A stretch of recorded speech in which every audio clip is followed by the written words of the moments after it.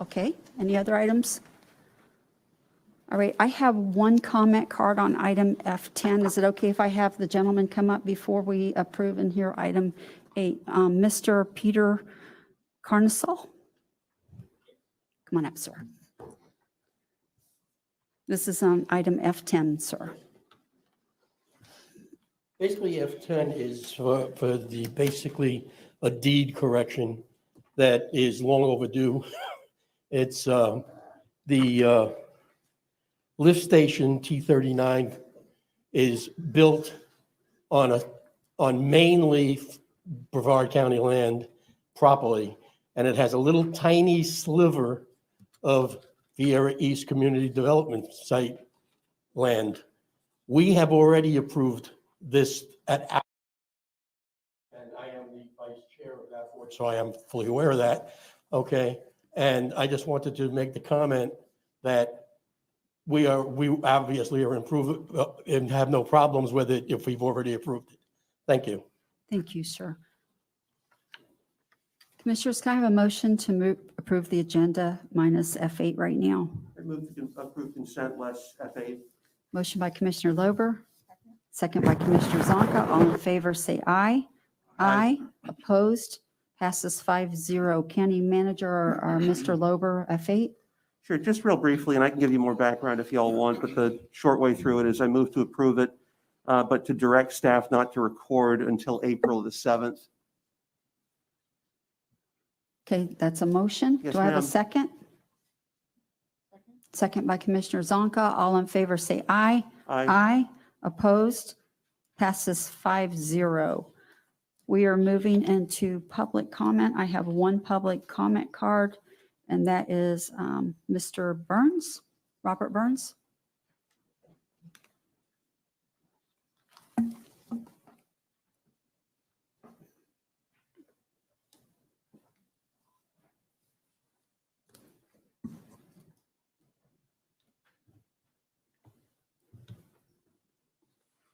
Morning, Robert Burns, Viera.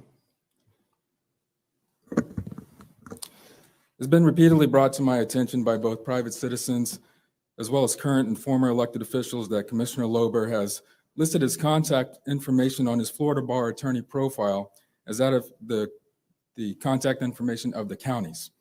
Out of concerns of past demonstrated retaliation by Commissioner Lober against private citizens and elected officials, I've been asked to raise these troubling issues on their behalf. Since being elected and as of this morning, Commissioner Lober on his Florida Bar profile has listed his only contact phone number and email as a taxpayer-funded phone number and email for the District County 2 office, which is manned by his taxpayer-funded staff. Commissioner Lober often asserts that he is not taking on new clients since being elected, but has contradicted those very statements right here from the dais by admitting to taking no less than 2 private clients recently. It is a statement of fact that Commissioner Lober is currently practicing as a private attorney and has been paid to do so. Unlike his wife, who is an attorney for the government, Commissioner Lober is not. So there is no justifiable reason for Commissioner Lober to be utilizing taxpayer resources for his practice as a private attorney. Despite the obvious potential ethical and legal concerns of attorney-client privileged information being subjected now to public records requests, it is also of concern that he is indeed using county resources for his private business. He has increased the charge of public records with public records requests due to his need to separate county work from his legal work. How does the public know whether he is holding back public records while arguing that they are attorney-client privilege? If just one person uses that contact information he has listed to contact him for legal matters unrelated to county business or to the benefit of the taxpayers, then he is essentially running his quote-unquote closed practice through the county commission office. Commissioner Lober enjoys operating a law firm at the expense of taxpayers. He pays no overhead, no employment taxes, no staff wages, no IT or server charges. He doesn't pay them, but we do as the taxpayers. It is important to note that, however, he doesn't have to accept a client through his office. He can still profit and benefit for simply referring a client to another attorney, which also comes with the implied endorsement of the county commission. His office already has an issue with one staff member using the county's resources for her work as a second job as a professor at a university while on the clock. Even on his annual report for his LLC, Winks Holdings, he has his contact information to be mailed at the copy of the care of the County Commission office.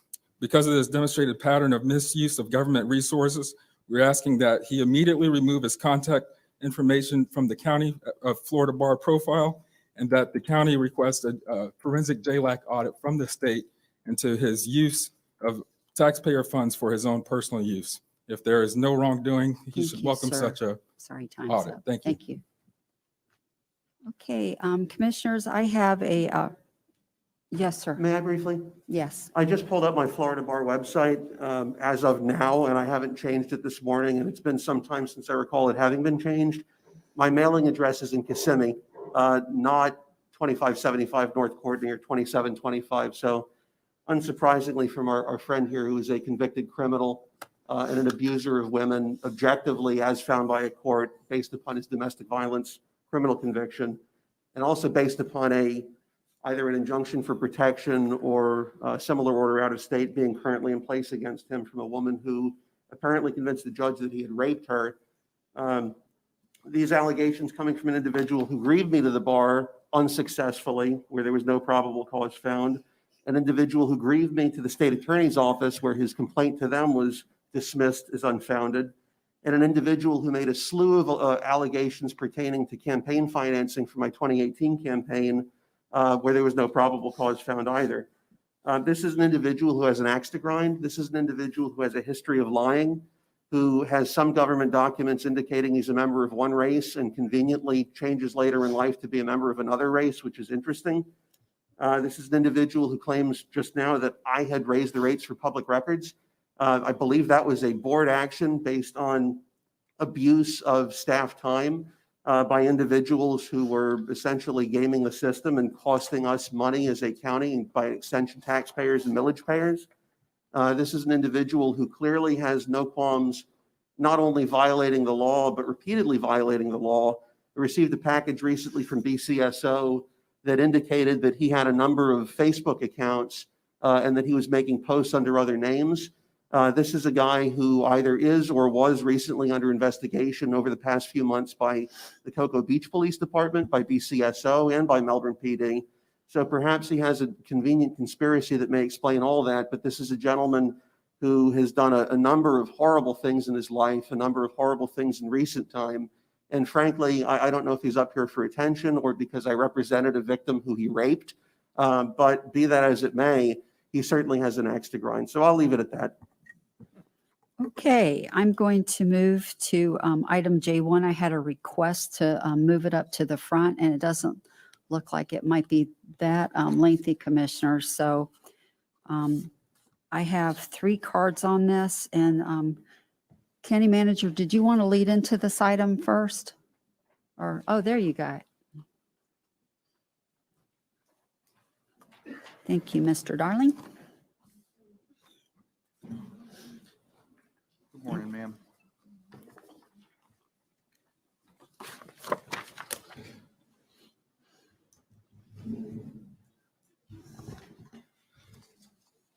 Item J1 on the agenda is Omni Healthcare's revised proposal for the COVID vaccine administration in Brevard County.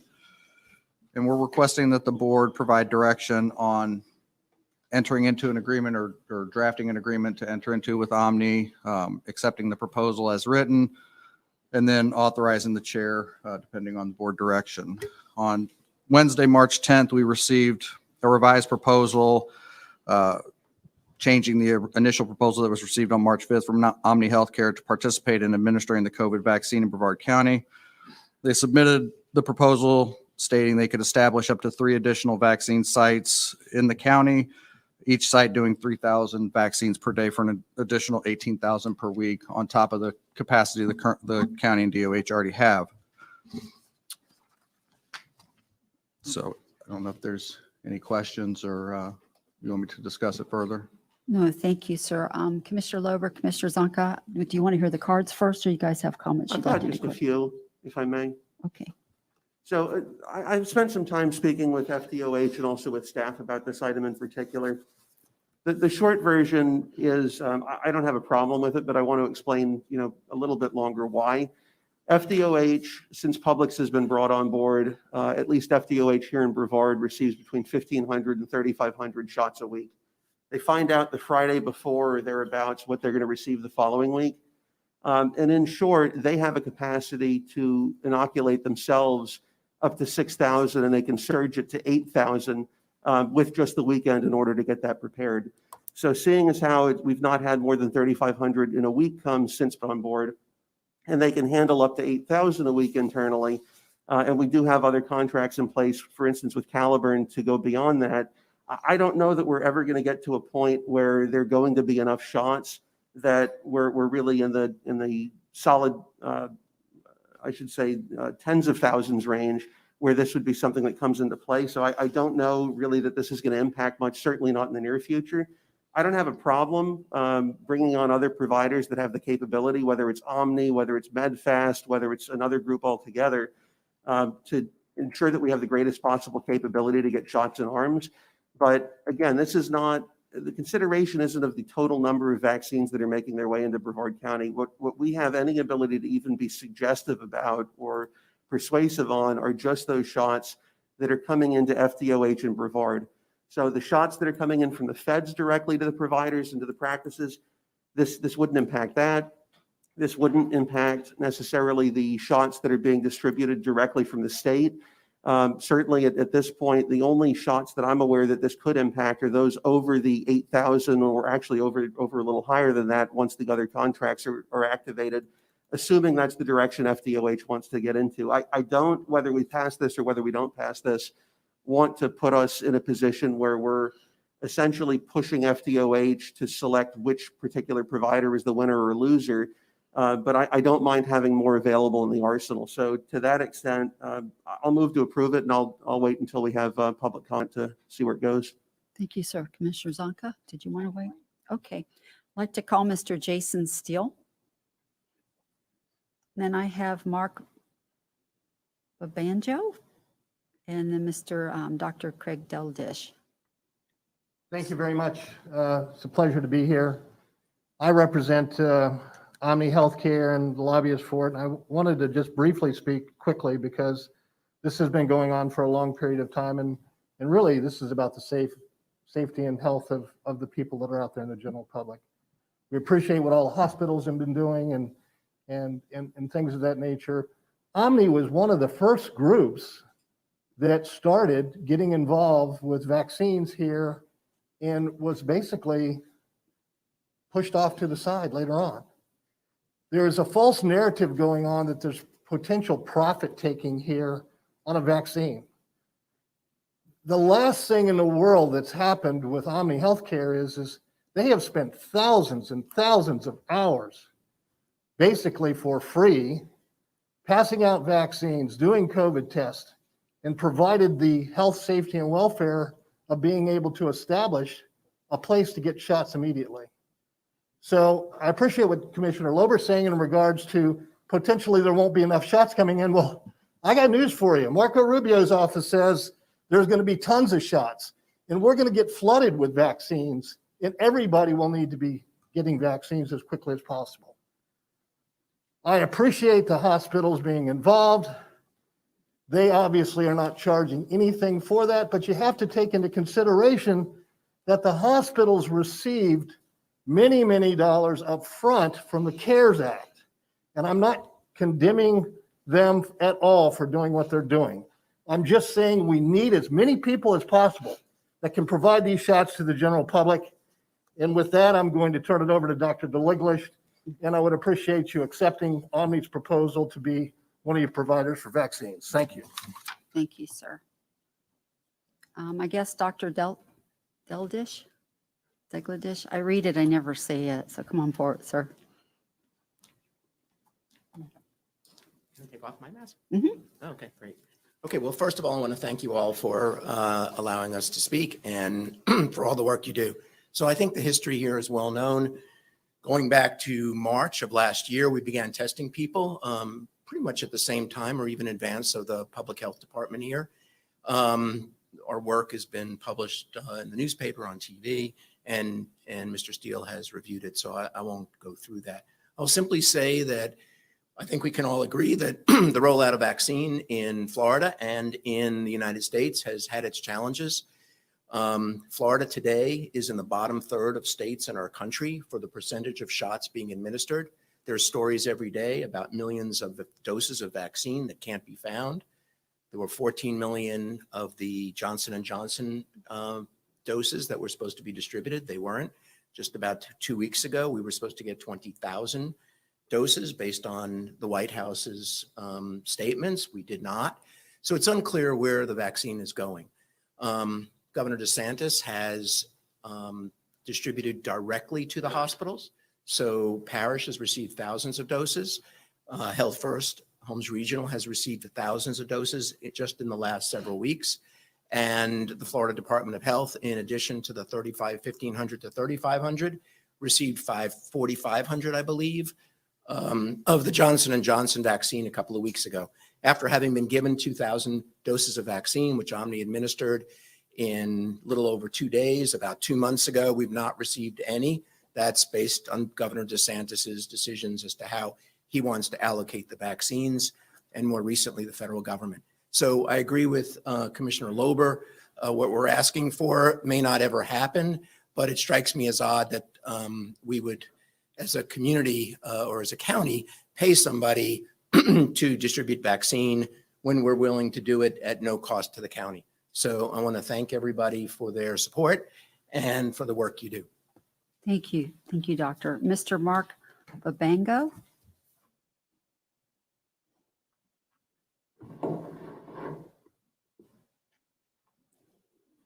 Good morning, everyone, and thank you for taking the time to listen. I'm the administrator at Omni Healthcare, and I wanted to kind of go over the logistics of how we do things. We have multiple locations. We're a physician's facility, and when people come in, they recognize that we know how to do this. We were able to put 1,000 people through in one day, and the congratulations we got from everybody was phenomenal. They can't do these things at Publix. They can't do it at CVS. We just need the opportunity to do it. We just need the vaccines, and we'd appreciate it if you'd consider the proposal. Thank you very much. Thank you, sir. Commissioner Zonka? Yeah, I don't know if this is a question for the administrator that just walked away or for Mr. Steele or Delictish. I just had a couple questions.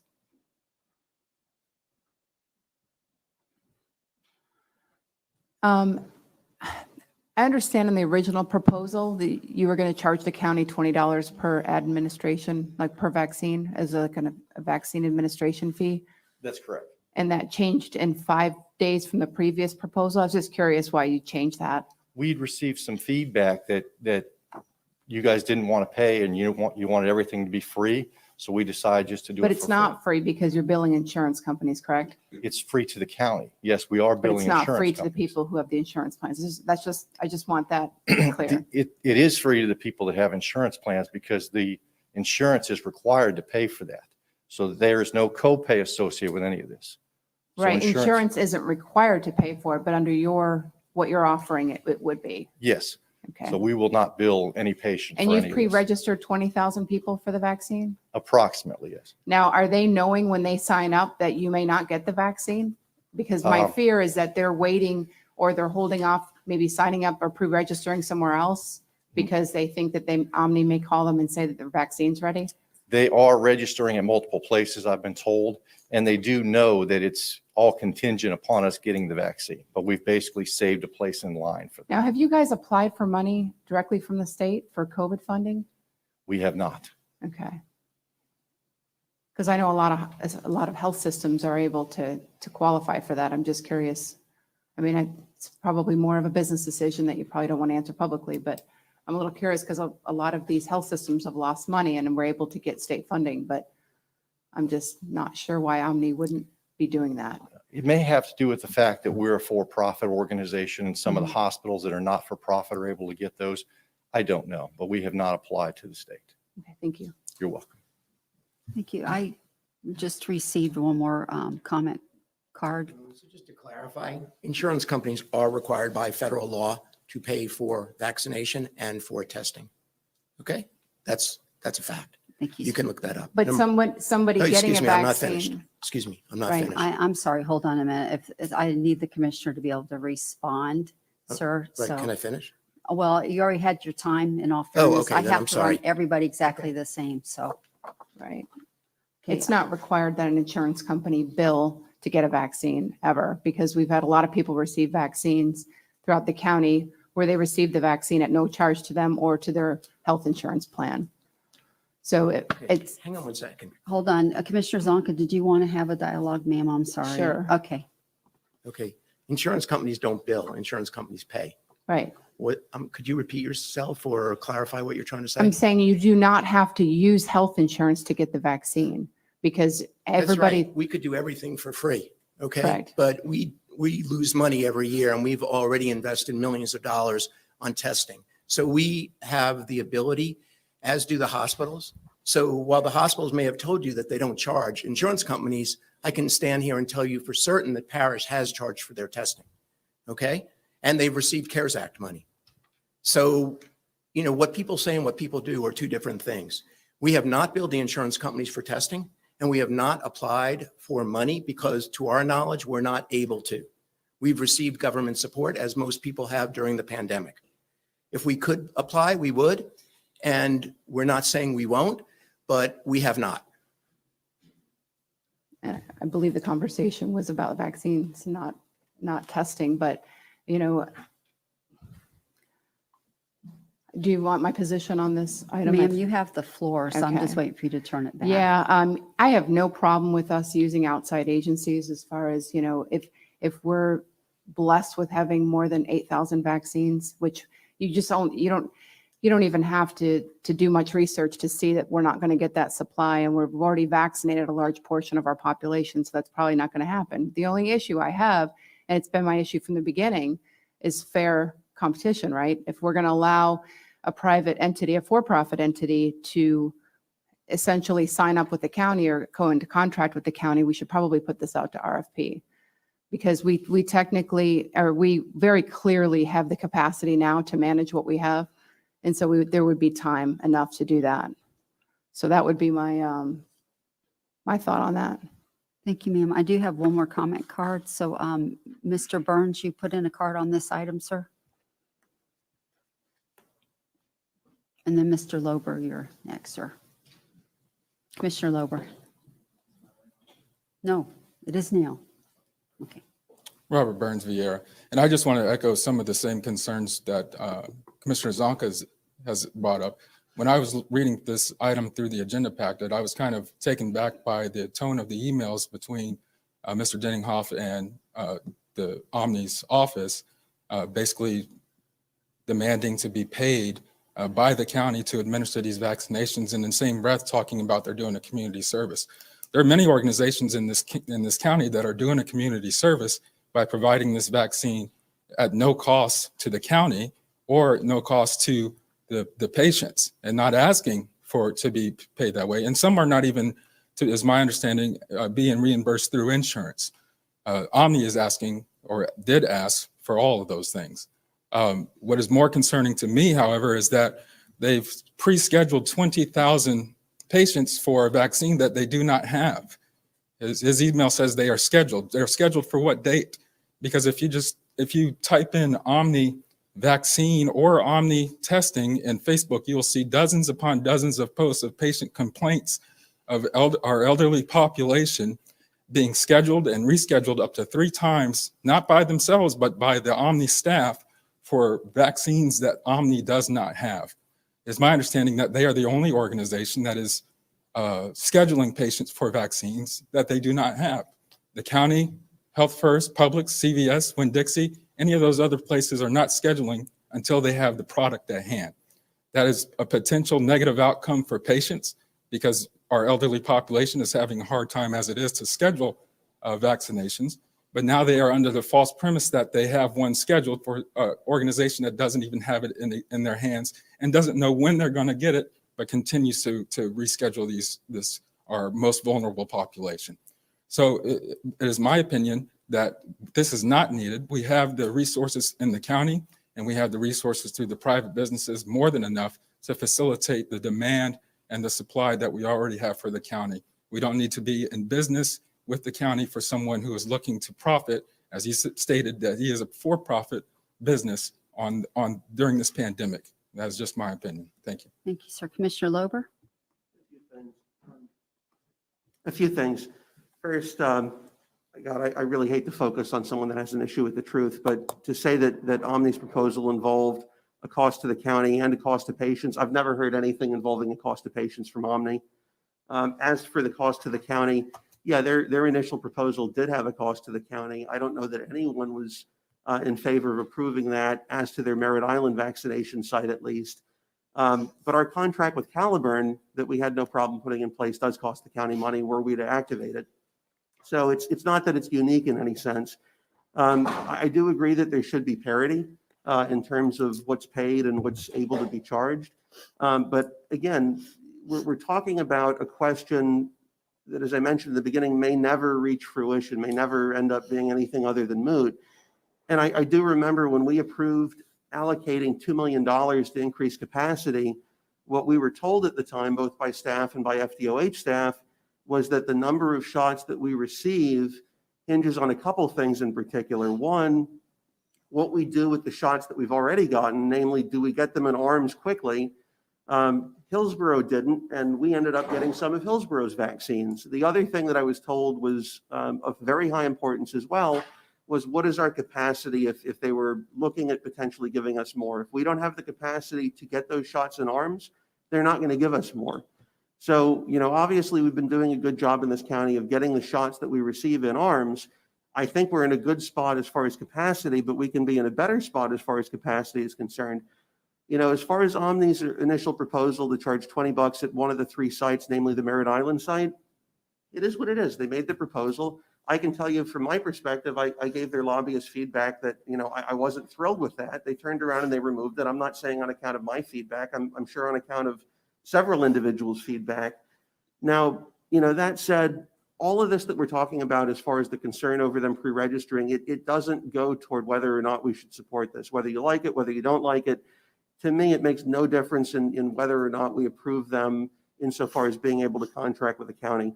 Pre-registering, I've never heard in any way obligate someone from refraining to obtain or refraining from seeking a vaccine from another source. All that we're hearing about as far as the concerns is purely hypothetical. We don't even have anecdotal evidence that a single person has foregone a vaccine because they pre-registered with Omni. It certainly, the whole registration system, not just locally, not just statewide, but nationwide at least, has been a fiasco. We have people that are in these high-risk groups, some of whom are not very computer literate, who are having to refresh constantly and basically live on a computer. I don't know that that's any better than pre-registering. If there's a way to save them a spot in line and it's that much easier for them and they're still allowed to go out and play the lottery, so to speak, to see if they can get a shot elsewhere, so be it. I mean, it is what it is. Like I said, I don't care if it's Omni or it's Alpha or Acme or whatever they want to call it. If it's a facility or it's a practice that's able to get those shots in arms, my thought is, if there's not a reason to preclude them from doing it, why would we stand in their way? Like I said, it's Medfast is fine, Omni's fine. Any of them that have the capability to do it, great. On the other hand, if we had, Bob Shots Incorporated, where it's, one guy operating out of his garage that doesn't have the ability to give thousands of shots, I would have a different opinion. But all we're doing is basically saying to them, look, we're gonna contract with you such that when you make your pitch to the state that you should get vaccines in the event, if it ever happens, that we get more than 8,000, we have a contract and therefore we've checked that box. It may make it easier for them. I think that's really all that we're doing is we're enabling them to make their pitch down the road. Thank you, sir. Commissioner Tobias? Thank you, Madam Chair. And it's been said on a couple occasions, there's no financial impact on the county. So with your indulgence, may I please ask Mr. Darling a question? Mr. Darling, my understanding is we're a self-insured employer. Is that fair to say? Yes, sir. So in other words, should Omni go forward with this and bill the insurer, that would be us, the county, and thus taxpayers. Is that a fair conjecture? Yes, sir, it is. Thank you. And that was exactly going to be my point. We can keep saying no cost to the patients, but there's a cost to their plan. I mean, that they're therefore a cost to the employer, a cost to the employees as a whole. So, I mean, I think it's a false narrative to say that there's no cost to the patients. I don't know if commission would be interested in putting this out, opening up for everyone. If does the county believe that they need this extra contract? I guess would be the question.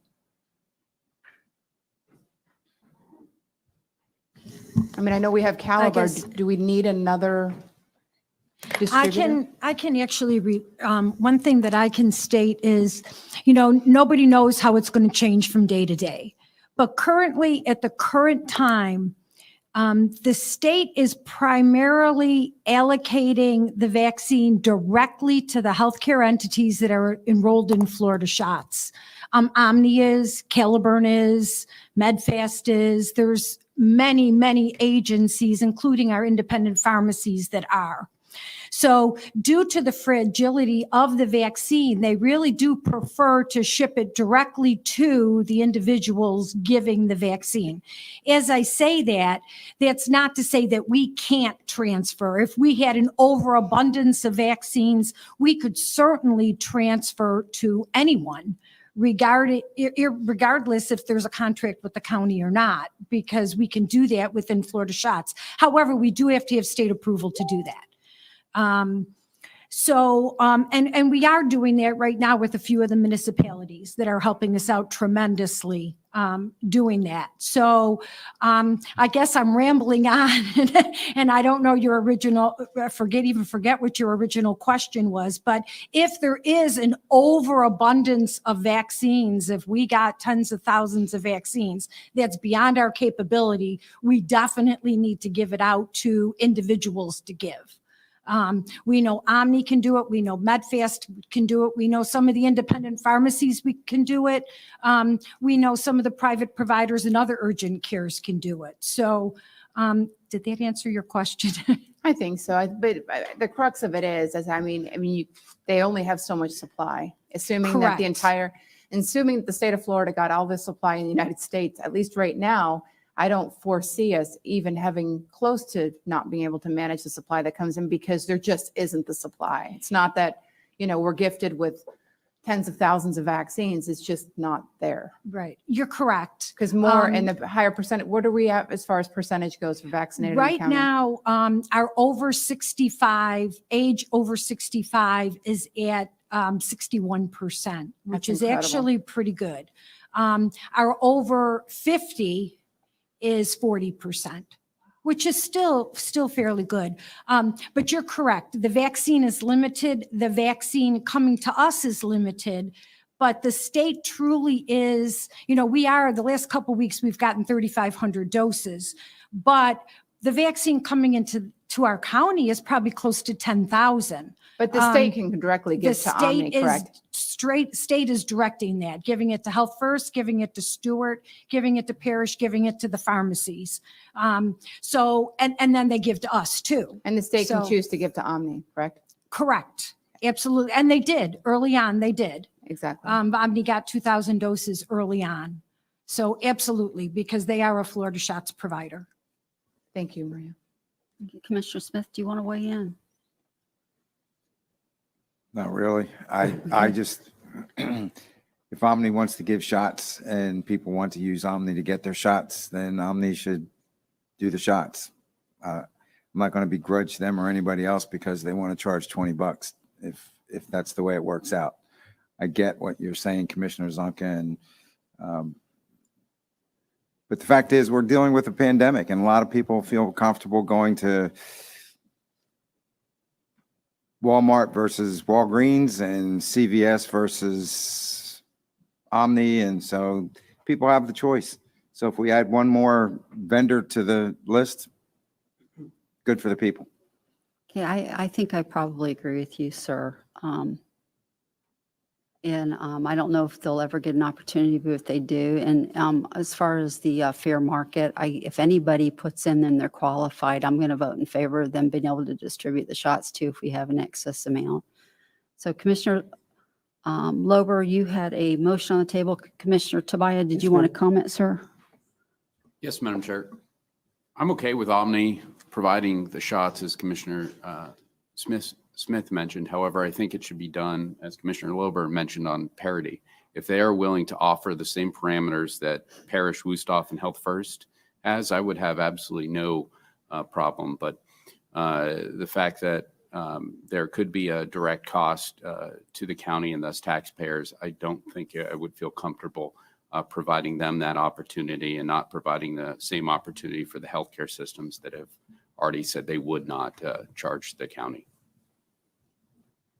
Okay, Commissioner Lober, I'm still probably in favor of it just because I know all this is our tax dollars anyways. If you don't think we're paying taxes on all these things, regardless, we definitely are.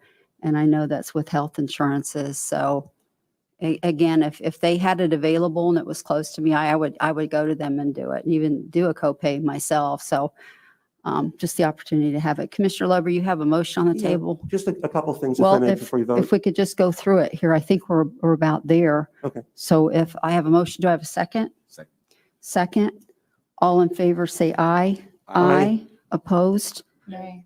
Passes 3-2. Mr. Darling? Ma'am, can you clarify from the agenda item what the motion is? Because there were three different options Certainly. under the Commissioner requested Lober? items. Let me pull the item here, but the bottom line is we wanted you to contract with Omni to enable them to be able to say that they are contracted with the county to provide shots. In terms of the specific questions, just so that we're all on the same page, why don't, Mr. Darling, if you don't mind, why don't we go over them and we'll just ensure that the folks that voted the affirmative are on the same page? So the first option would be to direct staff to negotiate with Omni Healthcare a contract that is consistent with the contracts executed already with the local hospital systems in Caliburn.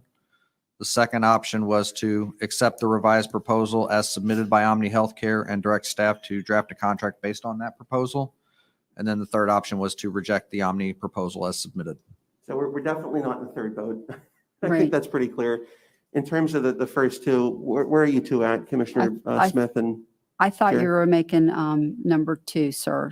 I just want to make sure we're not, I don't want to speak for someone else, but yeah, I'm comfortable with that. You know, the bottom line, Madam Chair, is this is just setting up the structure. If FDOH wants to take a look and say, okay, they have different factors than we do, if they have a less expensive alternative that can do the same, by all means.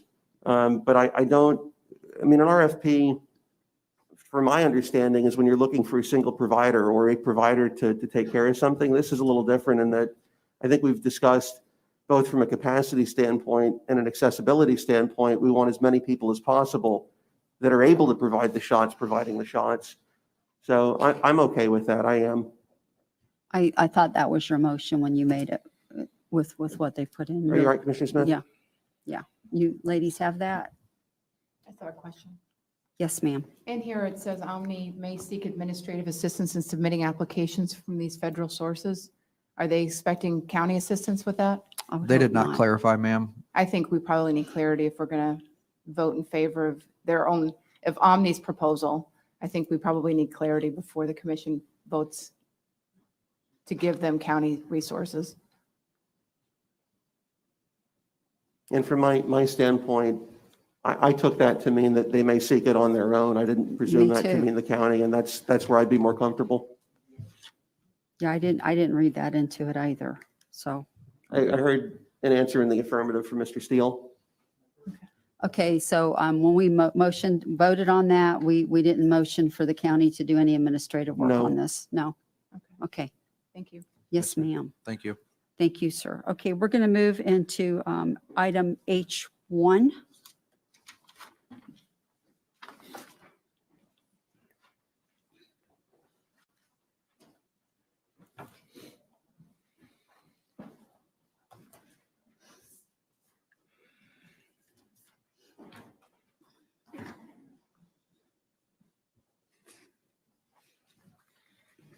Good morning, Commissioners. I have a public utility and drainage easement for Twin Lakes at Suntree.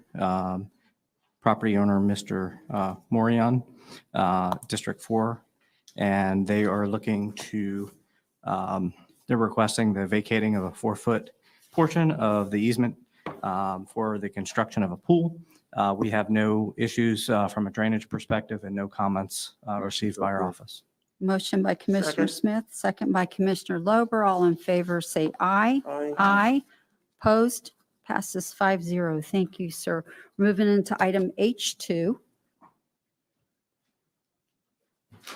Madam Chair, I've got some disclosures if you'd like me to go over them now. I would love for you to do that, sir. Thank All right, and you. these have already been provided in print to the clerk. On the 16th, and these are all in March of this year, on the 16th of the month, I had a discussion by phone with Ms. Rozenka, who does represent the applicant. 3 days later, on the 19th, my office email had received an email containing some attachments that were signed petitions from the residents opposing the proposal. The individual that sent them to me, or at least the name on the account, was Julie U like uniform. There was no extension to the U though, so I don't know what the U stands for. And then on the 22nd, 3 days after, we received another email, this one from Ms. Rozenka, regarding changes to the BDP. That's all I've got on this. Thank you, sir. And I submitted all of mine in written as well. Commissioner Tobias, did you want to? Thank you, Madam Chair. I had a phone call from Ms. Rozenka concerning H2 yesterday. Thank you, sir. Commissioner Smith? Yeah, I just wanted to reveal that I spoke to Ms. Rozenka on Thursday, the 19th, and my office has already forwarded the information regarding the emails. Thank you, sir. Commissioner Zonka? And mine would be March the 17th with Ms. Kim Rozenka. Thank you, ma'am. And I had numerous meetings, so I submitted them all in paperwork for public record. Sirs? Item H2 is 5971 Cedar Lake Drive, Revocable Land Trust and U.S. Highway Number 1 Commercial Land Trust. Request to change the classification from RU 1-11 TR-2 and BU-1 with a BDP to TR-1 with a BDP limited to 150 units. Application number is 20Z00036. The application is located in District 1, which is Commissioner Pritchett. Just so the board understands that the applicant has provided a revised BDP as of yesterday afternoon with the addition of a fence on the property adjacent to any residentially zoned property. The developer / owner will provide a 15-foot perimeter buffer tract along all property boundaries, which shall be platted as a common tract separate from individual lots. And number 7, developer owner shall limit access to Cedar Lake Drive to an emergency access for the benefit of Brevard County with a lock gate if required by Brevard County or due to any existing easement encumbering the property. Thank you, Madam Chair. Thank you, sir. Ms. Rozenka? Thank you.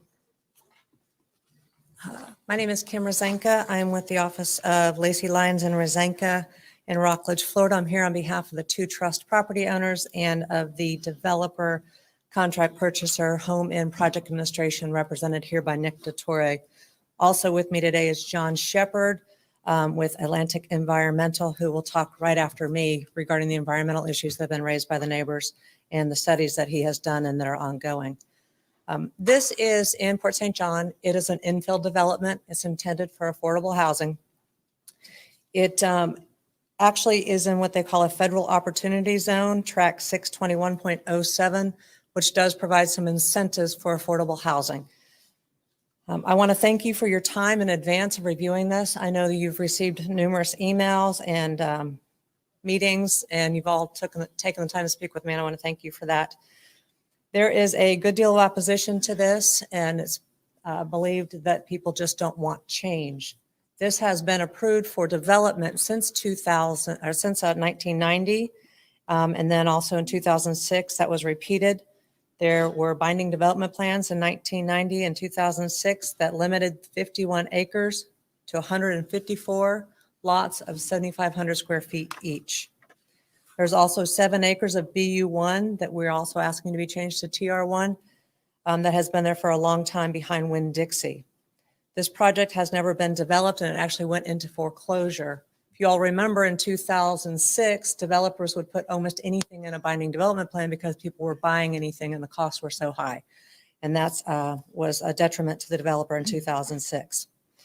Mr. Detour has heard the concerns of the residents and has made numerous changes to the BDP, as Mr. Ball has described. I just provided you the binding development plan. I know this was sent to you late yesterday, and many changes have been made since this was first put forth. Beginning with, we thought 200 units could go into this 58 acres. After hiring MBV Engineering and doing a concept plan, we learned that wasn't possible. So hopefully to reduce some concerns of the neighbors, we reduced it to 150 units. Then at Planning and Zoning on March 8th, the issue came up of sewer and septic, and we agreed to put into the binding development plan that this would not be developed if it was not on sewer. There is a problem with sewer capacity in the county, so the developer is going to bring sewer from city from Camp Road at his own cost. Then yesterday, 3 more changes were made, that there will be the 15-foot perimeter buffer tract along all property boundaries, which will be platted as a common tract separate from individual lots, that the developer shall limit access to Cedar Lake Drive to an emergency access with a locked gate if required by Brevard County. The developer does not want to use Cedar Lake Drive if it doesn't need to, but because of the concerns of so many easements on this property and whether Brevard County might want this because of the gas lines and transmission lines on this property.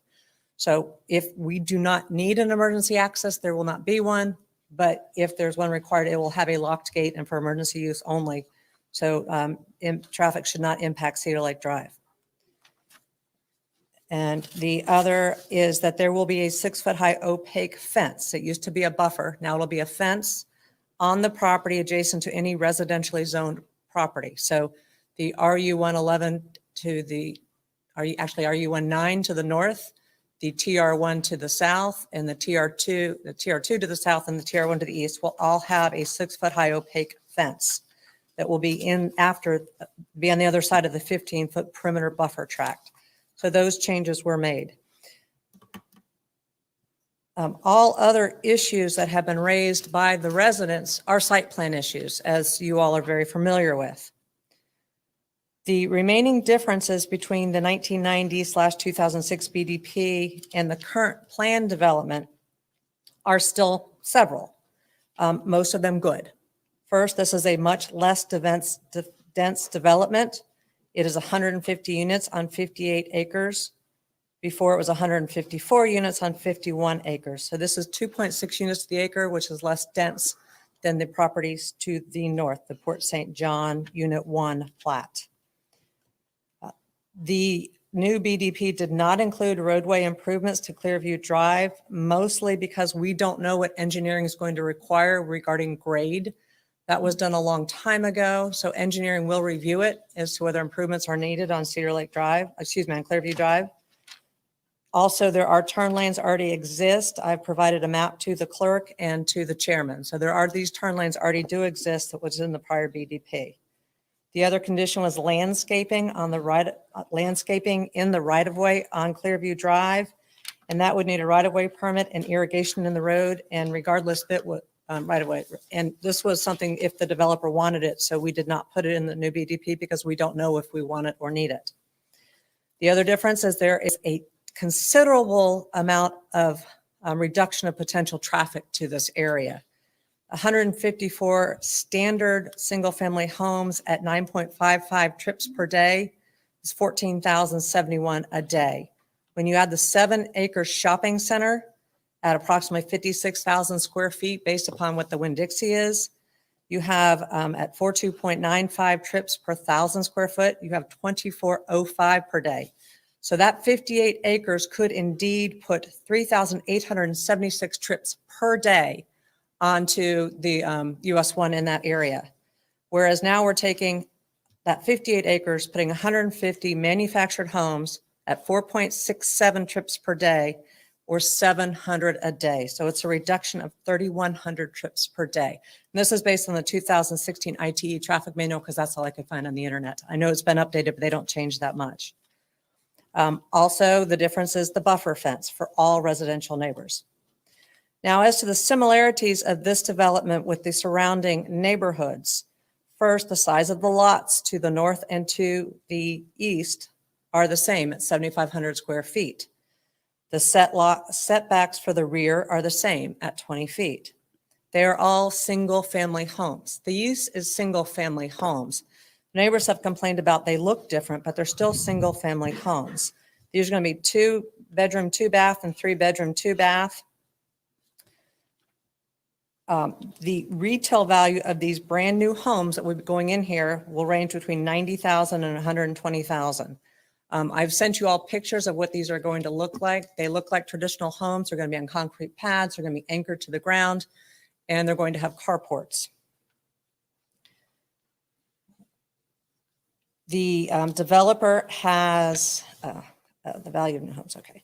Other considerations for you are that there are many engineers and experts that have been hired to assist with this program, with this project. There is a reputable environmental consultant, John Shepard, with Atlantic Environmental, which will talk to you next about his studies and the mitigation that could be required, and again, our site plan issues. There's going to be sewer brought to this development, so there'll be no more septic tanks. Most of the residents' concerns are site plan and engineering concerns. The developer has hired MBV Engineering and also Susan Hall, the landscape architect, to make sure that the landscaping is done properly and trees are mitigated. Also, this has been built to withstand a 100-mile-an-hour storm. The homes are going to likely be Palm Harbor homes. This flyer has been given to the commissioner, and I'm going to submit it also to the clerk. And it details how these Palm Harbor homes withstood Hurricane Andrew, Hurricane Charlie, the Nisqually earthquake in Washington, Hurricane Ike, Hurricane Ivy, Hurricane Irma, and Hurricane Michael. It's very impressive the way these are built. And if you have questions, Mr. DeTore can detail them for you, how they're built, because he has actually toured the site where they are built. To summarize, this project is an improvement over what could have been built in 2006 or 1990. There's no evidence this will cause a material reduction in value of budding lands. In fact, the value of these new homes are greater than what's to the south and to the east. It's a residential use, just like those around it, and no levels of service will be compromised. On request approval, the zoning to TR1, removal of the old BDP, and approval of the conditions in the brand new BDP in front of you. And with that, I'd ask Mr. Shepard to come up to speak about the environmental issues. Thank you, ma'am.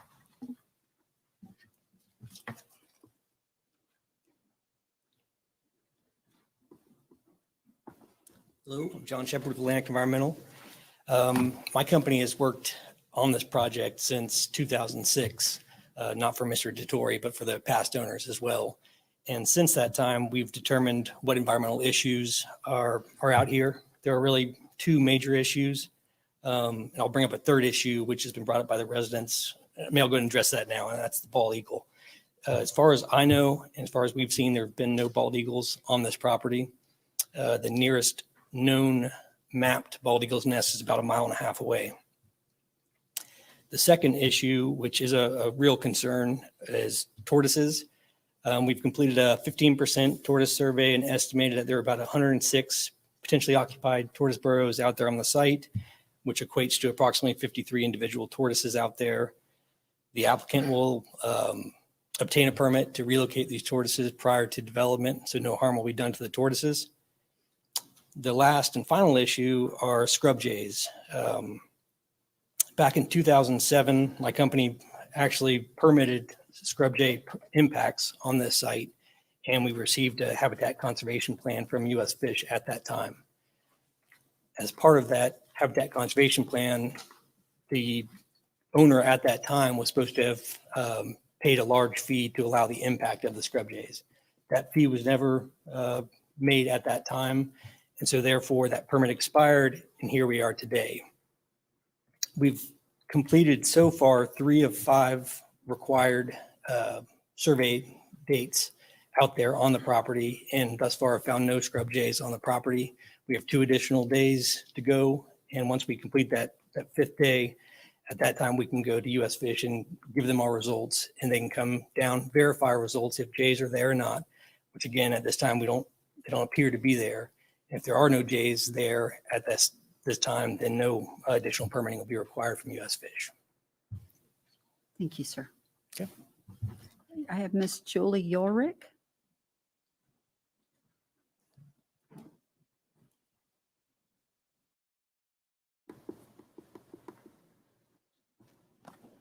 And then Thomas Armstead will be next, sir.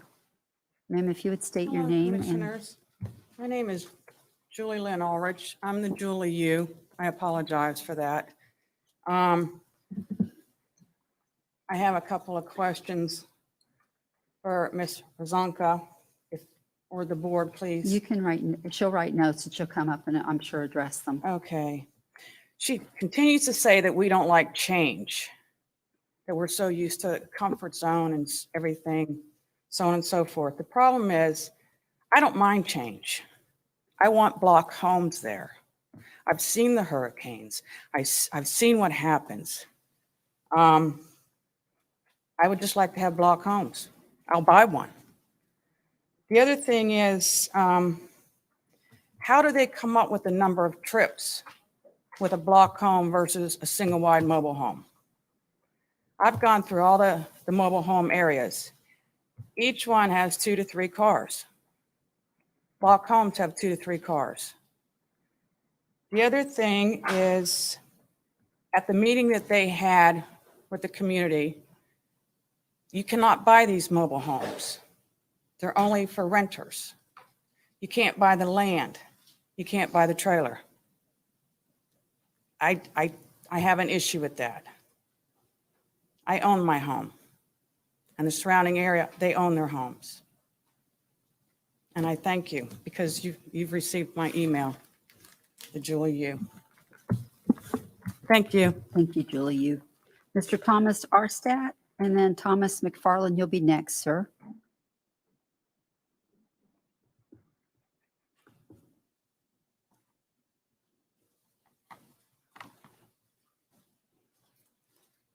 If you would state your name and address for the record, sir. Thomas Amstad, 5941 Cedar Lake Drive. One of my concerns was the access to Cedar Lake Drive, which the new binding development plan proposed would seem to take care of. The old binding development plan for that had a stipulation that the property would be divided in half down the middle of the access and each given to the property owners on the east and the west. I don't know if that's in the new one, but that would guarantee they wouldn't come along later and put a road in there.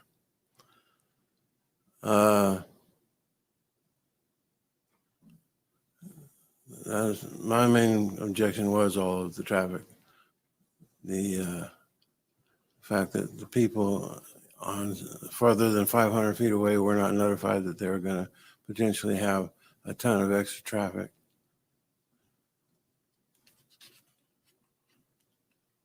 Also, the point of changing the RU 111 to TR1 was brought up 30 years ago when they proposed making a TR1 and the residents proposed making it TR2, which is where I live.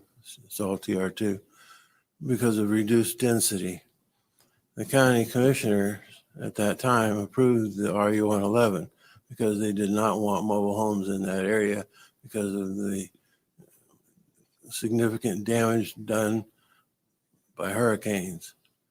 And the fact that closer they are together, if a piece peels off one mobile home, it swishes through the air and smacks into the next and starts tearing it up. I've seen pictures. I haven't fortunately been in that situation. I've seen pictures where the entire area was destroyed, all of the mobile homes in that area. What happens is one starts falling apart, and as the pieces blow off it destroys the one next to it. And the pieces fall off, that one destroys the one next to it. So the further apart these mobile homes are, or in this case, manufactured homes are, the less likely they are to be damaged by hurricanes. That's why they originally wanted the RU 111, was to prevent mobile homes pulled in on wheels, set up for safety measures.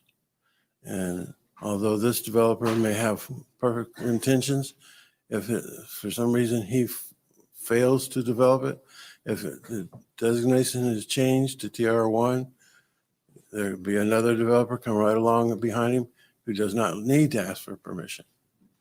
Thank you. Thank you, sir. Okay, I have Mr. Thomas McFarland, then Jose Codiz. Mr. McFarland?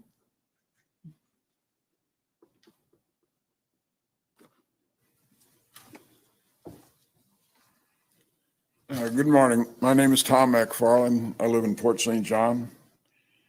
And my comments today, we had our home built in 1099 Vineland Street in Port St. John in 1976. My contractor told me that the property behind ours was set aside for block homes. That was true at the time, and I based my decision to build there because of the county's rules at the time. Yes, the landowner has the right to develop their land, but they should do so within the county's guidelines and its current binding development plan. It should not be changed to accommodate the landowner. His request for rezoning will have serious negative impacts on the homes along Vineland Street in Port St. John. This was a primary concern of mine when I contracted a local builder to place our new home on Vineland Street. I was assured that only similar homes could be built on the adjoining property. The developers of this project, they seem to make comparisons to homes in Clearview and not Port St. John, which are clearly not the same thing. And they seem to make claims that the homeowners that living on Vineland Street are biased against the people that may live there. And that is not a concern of our concern was based strictly on the structures that would be there. In regards to they said many emails were sent to the contractor, to the commission, and that many of these people lived miles from where this is going to be. And my thing was my son would live there eventually. He does not live there. He lives several miles away from there, but he will eventually live on that property.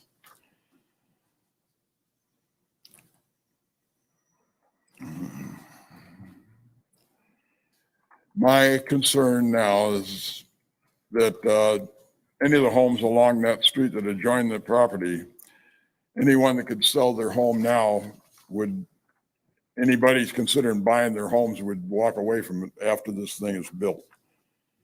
The homeowner of the property absolutely has the right to develop his land. We believe that the BDP was put in place for a reason and should stay as it is now. We respectfully ask that we respectfully ask that the request for rezoning be denied and that current zoning remain in effect. Thank you very much for considering the comments. Thank you. Thank you, Mr. McFarland. Mr. Jose Codiz?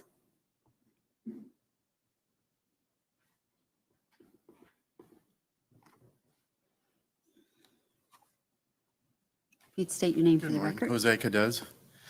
I'm here to, influence you to keep the original binding plan. It's pretty specific on what needs to be done with the property in detail. Anything that has been brought up to change it is almost in the old one from 2006, 2007 binding rule or binding plan is detailed. What needs to change? It should stay the way it is.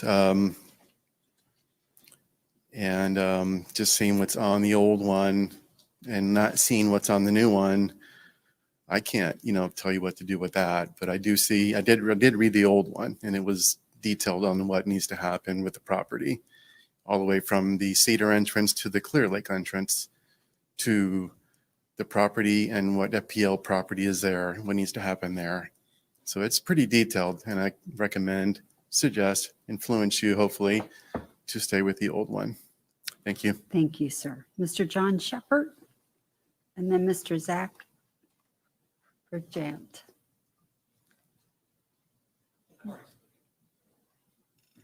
Oh. Okay, must have had you twice. Oh, never mind. All right, Mr. Zach. And then Miss Maureen Root. My name, excuse me, my name, oh. Sorry, I didn't know if you want to start the. Oh, I'm sorry. Yes. Hi, my name is Zach Berganti. Thank you for having me. I live on Vineland Street, and we've been through. This is the third of these now, and I didn't come with some pre-written speech or anything for this one, but the homes on Vineland Street would be affected by this because they're single-family block homes. Some reaching, $300,000-$400,000 in appraisal. So I heard that it could positively affect or impact the houses to the south, the houses to the east, or the communities. But the ones to the north, that's my backyard. That's where I will be looking out and now seeing single family mobile homes. So there's been all kinds of things. We could talk about the hurricanes coming through, and there's just so many reasons. In my eyes, biased or not, yes, that's my home, my investment that I had an appraisal done in January at $368,000. So to have a $90,000 mobile home that close to my backyard just really concerns me. But I had brought stats with me to the planning and zoning meeting about, according to the property appraiser's office, how the number of single family block homes were affected by Hurricane Irma in 2017, as opposed to the mobile homes. There was 22 times as many single family block homes in Brevard County, yet 9 times as many mobile homes were had destruction in that hurricane than single family homes. So we're just asking if this ends up going through, a larger buffer to the north, maybe eliminate that northern section of this community, because the scrub jays, I see them in the backyard. I'm no bird expert. The gopher turtles, yes, the exact number I can't tell you. That was a 15%. I guess they just multiply it by whatever to figure out how many there are. But without the MAI survey to prove that this would decrease the value of my home, it's all speculation. If you were to buy a house of my, look at my house or look at another, and the backyard view was single family mobile home, it might not decrease the value, but you may go for the other option, right? We've all watched these house hunter video shows where they go after ones for certain reasons. They may be the same price point, but that's just what I don't have concern about many other things aside from really just the property value along Vineland Street. And I did my best to rally the community together, because only 500 feet of residents received this notice. So I want you all to take into consideration the outreach from the community. I don't know compared to other examples if this was overwhelming or not, but just take into consideration the community. I feel like they've spoken, and do what's right and keep the original binding development plan. And then if not, consider a larger buffer to the backyards of the homes on Vineland Street, please. Thank you. Thank you, sir. Miss Maureen Root.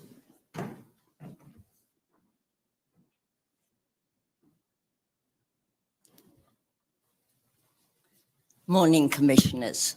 Maureen Root, 7185 Bright Avenue in Port St. John. I must protest at this that is being told to the different boards. I am on the Port St. John Special District Board. When we had our meeting, according to Ms. Rozanka, The applicant had 2 environmental assessments of the property, but neither had been given to the county or the recommending boards. Ms. Rosanka stated there were no scrub jays on site, but neighbours testified to seeing them daily.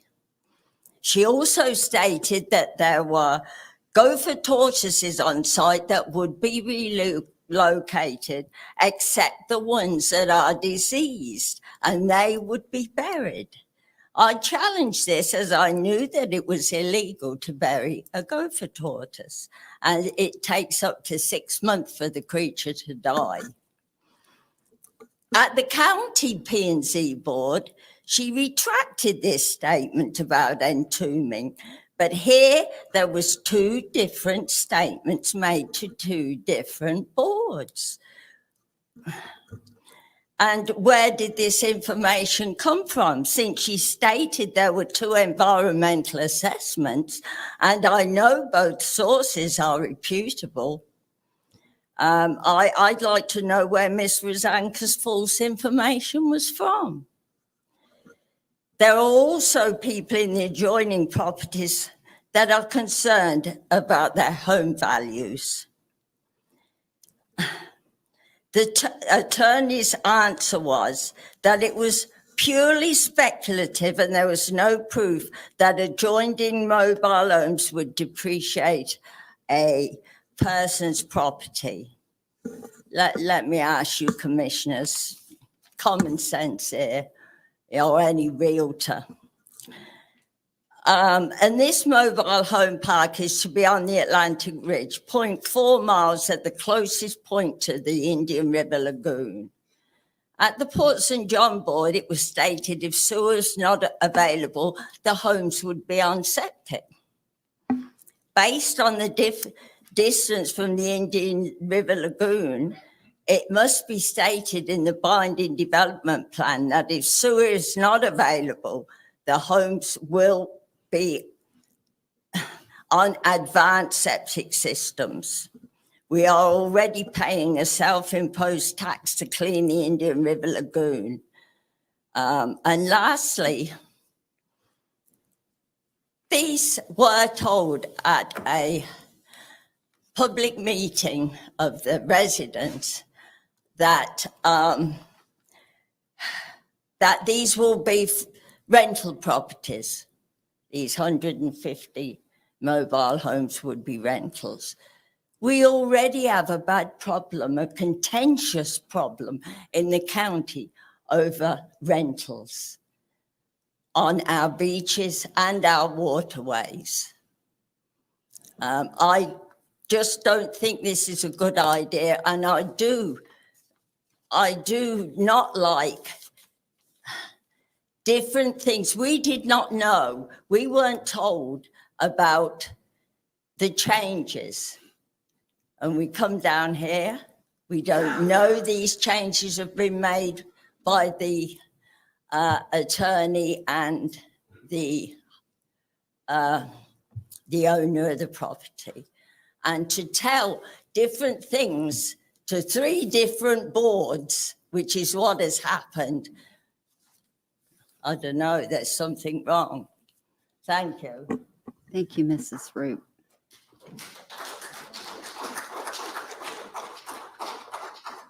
Ms. Rosanka, you have some time left, ma'am.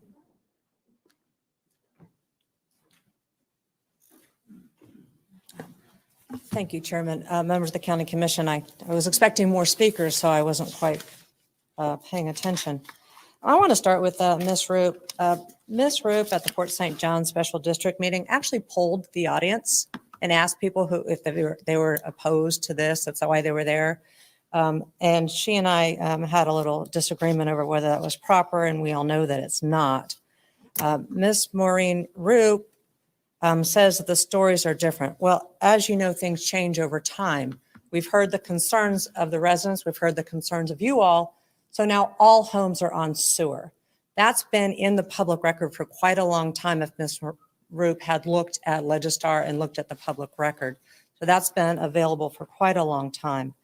The stories are not different. rental or not rental, doesn't matter. They're still homes, they're still single-family use. As to the gopher, turtles, and tumen, that was my mistake. Y'all remember that used to be the policy until 2008. Then 2010, it completely changed and it could not be done. But I did say we would follow whatever the rules were from Florida Wildlife Commission.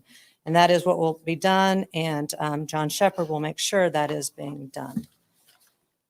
As to Miss Ulrich, Miss Ulrich lives at 5965 Cedar Lake Drive to the south of the property. She lives in a manufactured home built in 1987 of square footage of about 1,300 square feet. I'm a little surprised she doesn't want new manufactured homes nearby. I received her information from George Masalano in public records request, and I will submit that to the clerk. The trips are from the ITE manual. This will all also be done, the trips through the site plan. And these are commonly used trip manual generation trips. And again, very well known. They are rent to own homes. And that is true, but they will be able to be purchased most likely after 5 years. Mr. Arstadt has hurricanes concerns. Again, this is going to be all new construction. They're built to HUD standards, built to withstand 100-mile-an-hour winds. This RU-111 was done 30 years ago in 1990, and conditions have changed since that time. The fact this property hasn't been developed shows an issue that needs to be changed. The zoning needs to be changed, and there's case law to support that. The sewer regulations have changed. The environmental conditions have changed. Environmental regulations have changed, and the property went into foreclosure. Mr. McFarland built his house 45 years ago. The zoning was changed in 1990. I have never seen anything. I've actually never seen a BDP that requires block homes. They could be wood homes or other kind of homes. Regarding emails far away, I believe that could be attributed to Miss Lisa McCarthy. She sent an email apparently to anyone she knew asking that they contact Rita Pritchett. And if you'll notice in your emails, in your packet, there are probably 30 emails that say email campaign, which is what Lisa McCarthy titled hers, and the language is exactly the same. And some of these are from north of Kings Highway. Some of them are 3 miles to the west. And they are not competent substantial evidence. They're speculations. And again, saying they don't want change. Mr. Cadez says he doesn't know what the new BDP says. It's been stated to you by Mr. Ball and by me. Again, things change over times to make it better. This is a much better BDP than you had before. It does protect the Cedar Lake Drive individuals. It protects the environment through sewer, and all environmental other concerns will be addressed. Again, we would ask that you approve this rezoning to TR1. We ask that you approve the BDP in concept with the conditions as so stated, recognizing that all of the road issues will be addressed through through engineering and site plan and construction drawings at the time. Improvements will likely have to be made to Cedar Lake Drive because of sidewalks and other things of that nature. And the developer will do whatever the county tells him to do. With that, we'd ask that you approve this. If you have any questions of me, of Mr. Shepherd or Mr. Dottore, we're here to answer questions. Thank you, ma'am. This is in my district, so I'm going to go ahead and make a few comments first.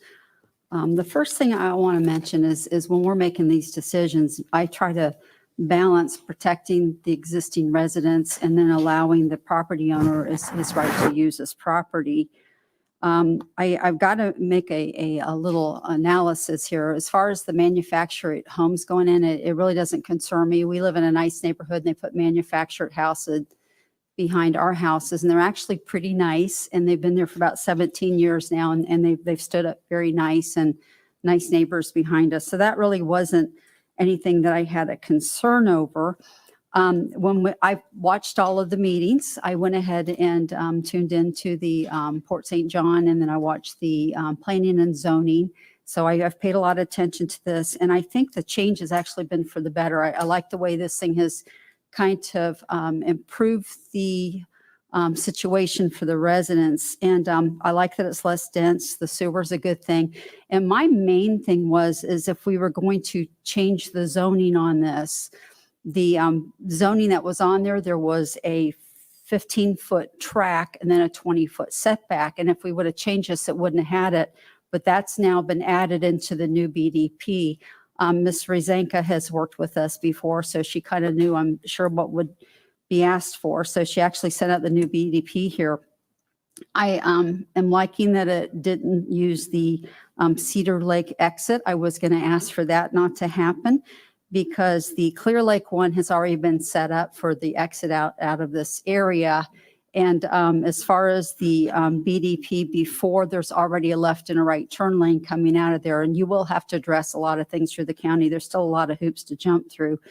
I was going to request that a 6-foot fence be put up, with that track buffer around all the existing residentials, and they put it in that BDP as well. So what this has is it's pulled the development away from existing development. It has added a bigger setback with the buffer. There is a natural buffer as well as a fence that you can't see through. And so I think there's been a lot of very positive changes. I think we've come to a place now that it is protecting the existing homeowners. And I think that there has been some good changes to convince me that this has now become a good project for this area. There's a lot of, I think, vagrant travel in this area right now. I think that's going to help cut that back. And I do agree that if we would have put other options in there, that the traffic would have been a little bit more severe. So this is kind of encompassed in the middle of this. I'm hoping by the time we're done with this, you guys won't even know there's development back there after this. Commissioner Lober, I believe you were next, and then Commissioner Smith. I appreciate it. I just want to say, and I thank you for having jumped in first. This to me is like the majority of the zoning issues that come up. If it's something in my district, I'll tell you, my answer may be one way or the other, but when it comes to someone else's district, it takes almost an act of God for me not to go the same way as their commissioner. I think in the little over 2 years that I've been here, I've probably done it less than once a year. And those were very, very, very extenuating. And I think, in fact, in both instances that come to mind, the commissioner essentially said, don't worry about how I'm voting, vote whatever you think is appropriate, or vote your conscience or something along those lines, which I took as essentially license to put aside my normal practice of supporting or rejecting in accordance with whatever the district's commissioner believes. The fact is, I live in District 2, I work in District 2. I will never know another district, pardon me, as well as I know my own. I'm confident that our commission chair, Commissioner Pritchett, is well aware of what the needs, the benefits, and the detriments are. And as a result, I'm going to support a decision on this, as I would, I think, every other zoning matter that's come up to this date, at least. Thank you, sir. Commissioner Smith? Thank you, Madam Chair. I just wanted to interject the fact that this developer is my kind of developer. He's spending money out of his own pocket to bring in sewer.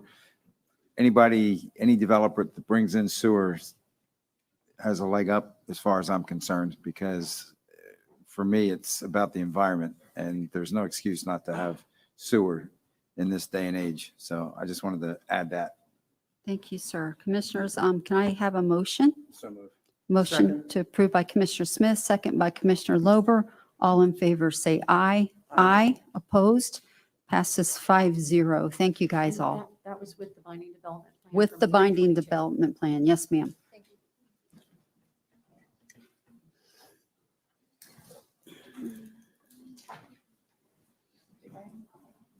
Pardon? Okay, let's take a 5-minute break, and then I have a time certain, and we're going to come back with item J6.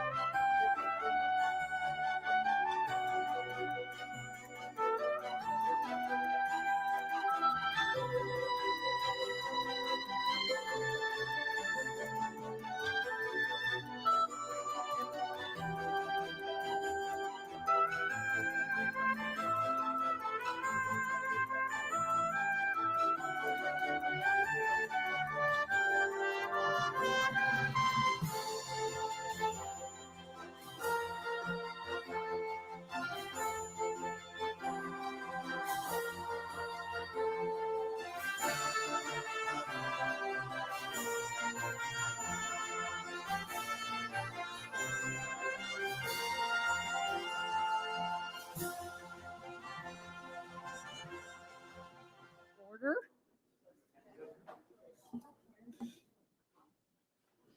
We're going to move into item J6. I had a time certain on this, and Commissioner Tabaya, I think you're bringing this one, sir. Thank you, Madam Chair, and thank you for providing a time certain so the city of Melbourne could come up and discuss this. And with your permission, it seems as though there's been a development. May, again, with your indulgence, may the mayor come up and open very shortly on this? Certainly, and that's Mr. Paul Afrey.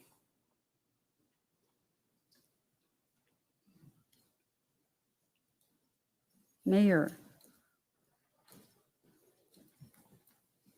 Nice title. Thank you. Hello, Commission. Thank you for having me very much. We'll start out, and just give me a moment. Normally, as the new mayor of the city of Melbourne, I get a little more time, but I'm happy with this time. I appreciate it. Good afternoon, Commissioners. I greatly appreciate the ability to speak to you about this agenda item. Before I begin, I want to also thank the Commission for partnering with us on many projects, including the recent reconstruction of Babcock Street and the repaving of Stewart, and many stormwater quality projects that we've completed together to save the Indian River Lagoon. Real quick, infrastructure is important to me. One of my first jobs right out of high school was the Brevard County Road and Bridge. And I got to work there for 3 years before I went off into the service, and I got to see how important infrastructure is. As a matter of fact, they were building this building at the time, and I wondered why. Why are they putting this kind of building out in the middle of nowhere? And it was by itself. And if you look at Vieira now and what has been done in the development, it's amazing. So, you know, it's all about pre-planning and infrastructure. So as the city of Melbourne mayor, I'm coming to you. I do have a council meeting tonight, and I would like to come back to my city council and kind of give a direction with the commission, because I believe we need that partnership with the commission, and we couldn't do it without you. So that's where I stand. Thank you, Ms. Pritchett. Thank you, sir, so much. Ms. Shannon Lewis.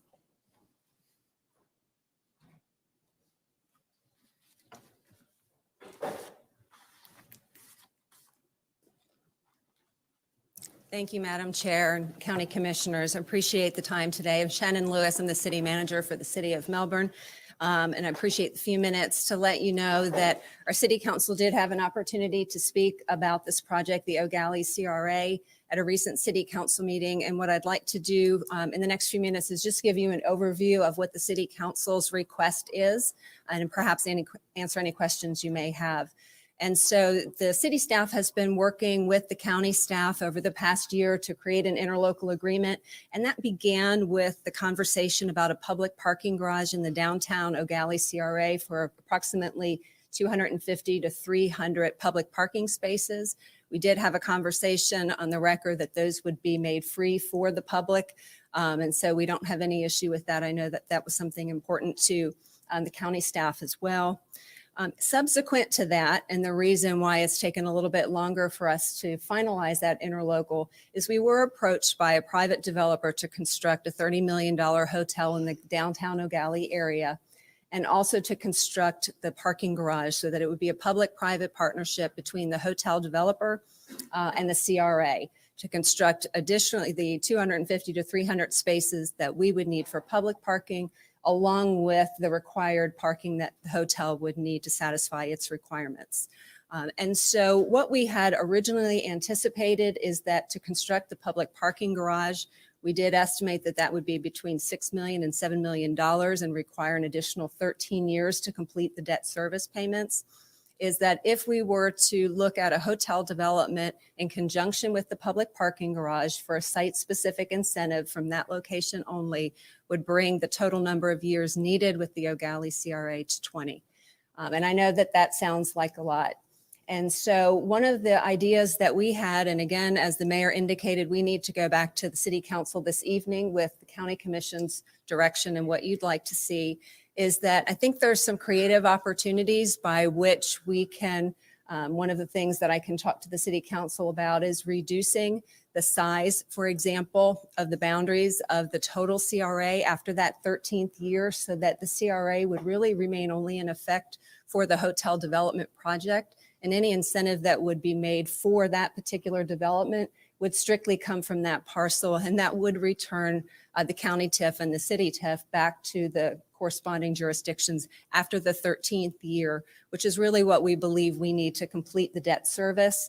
Our city council has also indicated a willingness to be able to find alternatives to bring either the cost down or to find ways through grants or other opportunities to reduce costs and thereby ending the CRA earlier. And we would certainly be willing to add that into any interlocal agreement.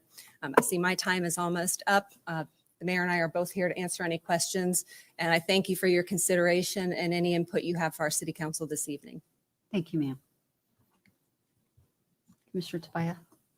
Thank you, Madam Chair. And in all honesty, I was a lot more comfortable with the mayor's explanation than this city manager, though I understand that both of you are independent and can't speak to the board.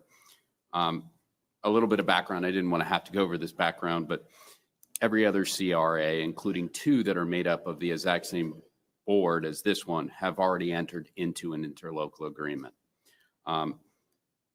With a county attorney's office, an draft interlocal agreement was drafted and handed over. It includes such things as the only project of that CRA would be that parking garage.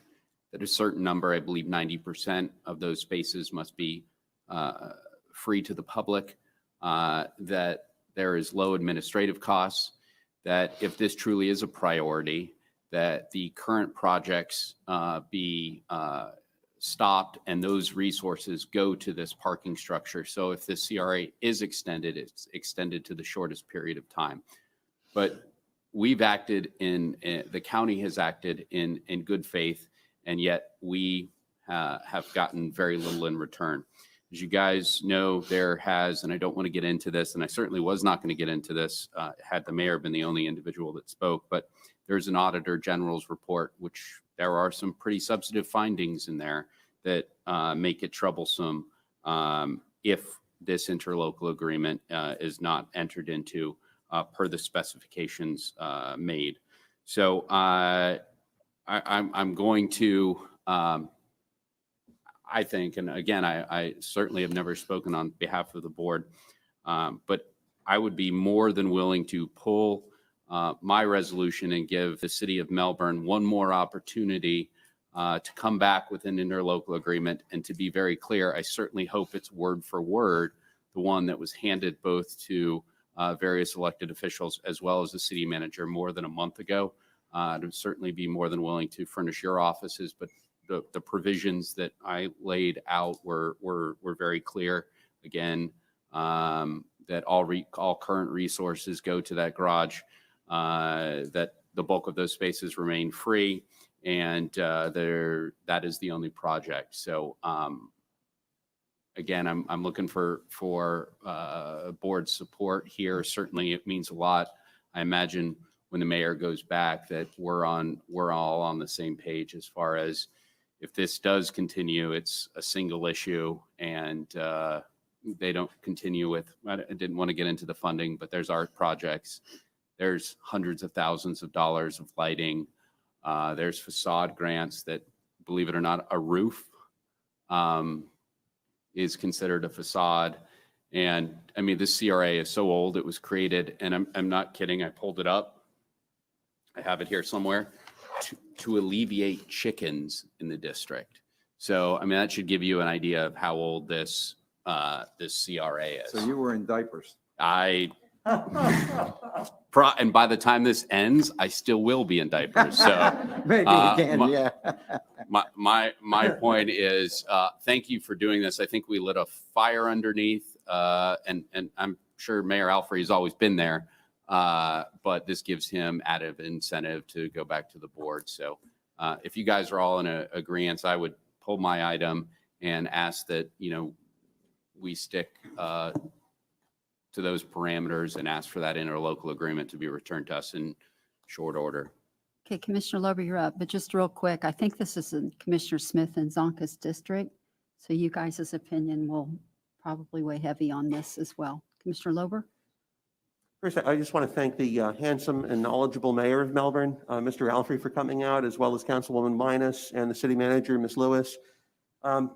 I don't know what other folks' timeline is with respect to this, but I really would like to see something get back to us, having been negotiated with staff, having been vetted by staff, and ready for us to approve with everyone acting in good faith in the next, let's say, 6 or 7 weeks. I think it's enough with where things have been left off that hopefully we can do that. So to the extent that you guys can help us get something back timely, I would certainly appreciate it. As Commissioner Tabaya mentioned, and I'll just say it a little more directly, I really, and I don't expect this, so please don't take it that way, but I just want to make sure everyone's on the same page, just to be, at the risk of being a little blunt. I don't really want to see any sort of gamesmanship with respect to the CRA obligating itself between now and the time that this comes back. I really don't expect it, but my blood's going to run a lot colder if that occurs. And what has been and remains a very collegial relationship would be negatively affected by that. The only other thing I'll point out before I hand it off is that, you guys aren't negotiating in a vacuum. What happens with respect to this has the potential and a decent likelihood of causing ripples or waves in other joint endeavors and ventures that we have. So, certainly I'm willing to be reasonable with you all. I think the rest of the board is as well. But this is kind of a straggler that we just want to get corralled and be done with it. So my goal hopefully is the same as everyone else's goal in negotiating this, just, to have something that's reasonable in place to put you guys in parity with the rest of the CRAs in the county. Commissioner Smith? Thank you, Madam Chair. As many of you have heard me say over and over and over again in my 6 years here on this board, I don't really have a problem with CRAs. I have a problem with the fact that they never go away. So I would like to propose something, and I don't want to, maybe I do want to upset the apple cart, but my thought is let's let this CRA end, bring it to a stop, and create a new CRA just for this project. For a certain amount of years. Excuse me? For just a certain amount of years. Yes, because then we can construct the CRA and put all the dots where we want and cross the Ts that we want, and they'll have clear path to completing their project, and that project will have a definite end as well. Commissioner Zonka? I hadn't really thought of that, but it would have to be very narrow. Again, focused on one project, kind of like the Cocoa Beach Garage, right? I'd like to hear from Mayor Alfrey. Okay, thank you. First couple things, Commissioner Tobias, thank you, sir, very much. You are correct regarding the JLAC audit. I did call for that audit. Ms. Lewis was not the city manager. We did get our findings back, and I will say Ms. Lewis and the staff has done an amazing job to correct those. We are an open book, and so you are right on some of the findings, but I was the one, I did go to Tallahassee and I did speak and request for that JLAC audit, and I did get a unanimous audit request, and that is completed. So all those findings will be corrected on my watch, and I assure you. Second, my only concern about making a new CRA is we still have 4 years that I honestly believe that we can take the funding and move it and shorten this. And I think my concern, and I'm only one of 7 on a board, that if we wait to open up a new CRA or something, then these 4 years that we could be using to go toward this project would go wayside. Because again, I'm only one person on the board, so I'm open up to anything. But I do want to assure the commission that you have my word. I will come back and let you know exactly where we are. And again, I can't do this without you, and I'm wanting a partnership for this infrastructure project. So if any questions, I'm happy to answer them. I appreciate your leadership, and I obviously go back to your board and tell them kind of where we are. I think you're right on the creation of a new CRA. I think that's a good point. But if you can make it work to where all parties are satisfied, kudos to you. But I guess we'll know more. How long do you want, Commissioner Tobias? A month? Is that too long? Madam Chair. You know, I'm certainly comfortable with a month. I think probably the direction will probably come tonight. And hearing your response to that was absolutely perfect. I couldn't have said it better. Those 4 years, if this truly is a priority, we put money where priority is. Right. And as you know, CRAs, you're not only entrusted with money of the taxpayers of Melbourne, you're also entrusted with county tax dollars. And to put that in perspective, the TIF payment is roughly $188,000. So over the course of the next 4 years, you're looking at somewhere in the neighborhood of $750,000 of just county TIF. Now, we are just under 40% of that. So more than double that. 1.5 million plus would be wasted on what I would consider wasted on facade grants, on art projects. And there was 2 or 3 other things listed in here that made me very disappointed. If you could, as you say, prioritize that into the garage, I think that probably would be the best use of the dollars, not only for us, but for the developer as well, because there's no certainty that, this board in 4 years would make that same decision as soon as this one ends to move forward with that. So that I imagine would put the developer in some limbo that he or she probably wouldn't be in favor of. But if you can continue with exactly your answer there, let's dedicate the next 4 years to cut off that tail of 13. I will be more than ecstatic to see the work product that you return to us. And if I may say, sir, I assure you that with other parking garages in the county, I want free parking. I expect free parking. Not to mention, I will say the CRA again. I voted I voted in a way where facade grant. I feel that should be the business. I'm a businessman, and I'm not in a CRA, and I fix up my own business and my own commercial property for the county that I pay taxes to. So I understand where you're coming from, and I think we're all in agreement. And I will come back to you, and I greatly appreciate all your time and your effort in this. And again, you have my word on that, Madam Chair. Yeah, and I do appreciate the good faith, because, and I know it's just not fortuitous timing, but we got the Cocoa Beach CRA. Remember, they built a parking garage with extension. Not that anyone goes through this, but it tells me when they deliver it in, glossy, full color, that they've probably got more money than they know what to do with. But to give you an idea, the one in Cocoa Beach, according to their numbers, they have revenue per annum of $154,000 on the parking garage. So I feel really bad for the taxpayers, not only of Cocoa Beach, but Brevard County, that paid into this parking structure and then are paying to park there. And it gets worse. They're actually citing people for illegally parking there. So there's revenue on top of that as well. And Melbourne has made the pledge not to scrooge the county taxpayers the way that Cocoa Beach is so excited to do on a daily basis, to the tune of $154,896 to be exact. So thank you for that commitment. Thank you, sir. So Mr. Commissioner Smith, did you just push a button? Yes. Okay. When you guys were speaking about this tonight, I know I can't speak for anybody here but myself, but I want to see that there are finite times set for getting these projects completed. Because as Commissioner Tobias mentioned, if we're talking 4 years or 6 years, 4 years or 6 years, these guys aren't going to be here. And I don't want to see the opportunity in 5 or 6 years for another extension. And you're not going to be probably in office then either. And whoever's sitting in your seat and the other seats in City Hall may just say, well, you know, we got a CRA here. Let's do this project and let's just get an extension. So I really don't want to see that, because we're not going to be here and we're not going to be able to say, we won't have the opportunity to put our foot down at that point in time. Well, thank you, sir. And I would say that you probably agree with me that we have an opportunity here that we can hopefully get this project done and then end the CRA and we all come out winners. And down the road, if they want to be responsible for opening up another CRA 30 years down the road, hopefully with the correct infrastructure in place, you won't need that. And that's a perfect example where we are in Viera. Again, it's a beautiful place here. And I don't see a CRA coming here. We don't need it. And hopefully we won't need it there.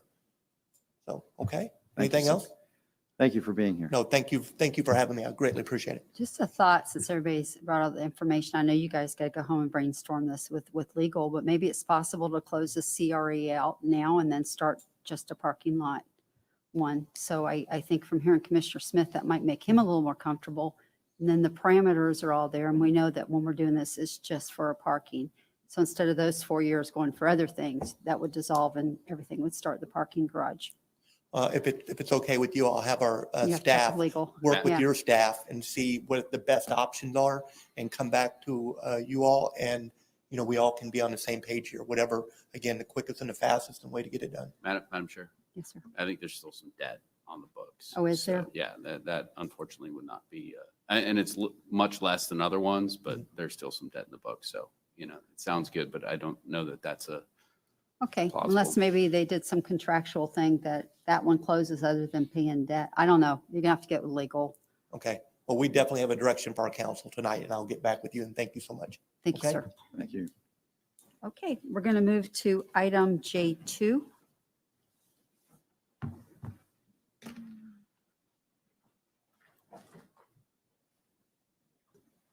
Good morning, Commissioners. J2 is a request from the Economic Development Commission of Florida Space Coast to approve a resolution. There is a representative from EDC here, Mr. Edgar Capapella Fox, if you'd like to. Thank you, sir. Commissioner Lober, do you want to hear the card first, sir? You have your light on. I can go before or after, whatever your preference is. Okay, Mr. Edgar Campa, and you're going to have to say your last name. We just call you Edgar now, right? Correct. Yes, sir.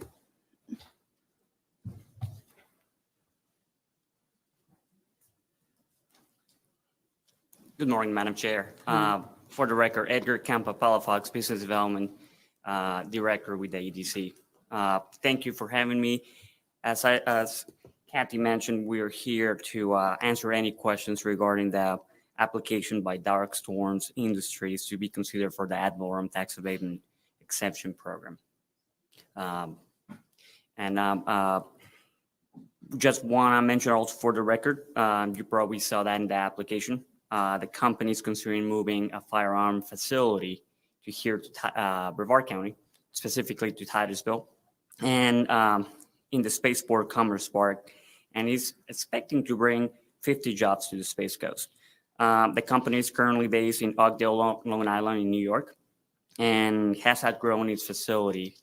The company, as I mentioned, is a firearms manufacturer, and is the building that they're considering to build here in the Space Coast is a 25,000 square feet building with the plans for the future to expand that building to a 45,000 square feet building. So in its initial footprint will be 25,000 with a future expansion for that same building to a 45. The company is expected, as I mentioned, to create 50 new jobs over 4 years, and the average wage for those jobs will be $50,000, with an approximate investment of $3.2 million between building and machinery and equipment in order to discharge their activities here. Another thing just to highlight, we are in an extremely competitive position, the Space Coast, with other communities in Florida, specifically the Panhandle was being considered as other locations for this business development deal. One exciting thing or one of the very exciting things to highlight of this project is obviously the industry that they're actually operating. It will bring jobs outside aerospace to our community, helping diversify the economy, helping to provide jobs outside that industry, which, we're very thankful for having this community, but we need a diversity of other jobs for citizens and residents. But also it will add it will be a nice addition to a cluster of firearms that is already happening here in the Space Coast. We have companies like Keltec, Diamondback, in Cocoa, Norris Armament in Titusville, and it will add to that cluster and create really nice externalities between supplier development and talent attraction. I will yield the floor just if there's any questions from the commission. Thank you, Madam Chair. Thank you, sir. Commissioner Lober? Thank you, Madam Chair. I'm just going to take the mask off so I can speak a little easier here. I'm well away from everyone else. I'd sent out a memo yesterday. I'd copied press on it as well, just so that there was no thought that it was being hidden by anyone.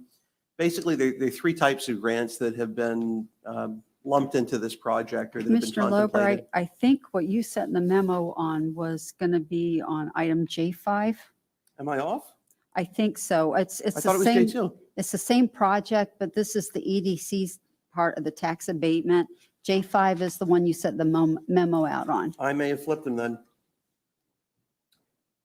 You are right. I'm going to be quiet for now. Well, it's okay. I just know you're going to want to speak later as I'm well. speechless for the moment. Okay, I don't have any other. Okay, Mr. Tobias, I knew you were about to try here. Sir? With your indulgence, a couple questions for Edgar C.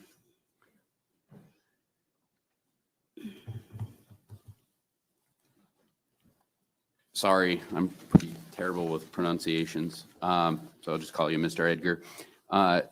Thank you for the economic impact analysis. In it, you said you put down 50 direct jobs. Is that correct?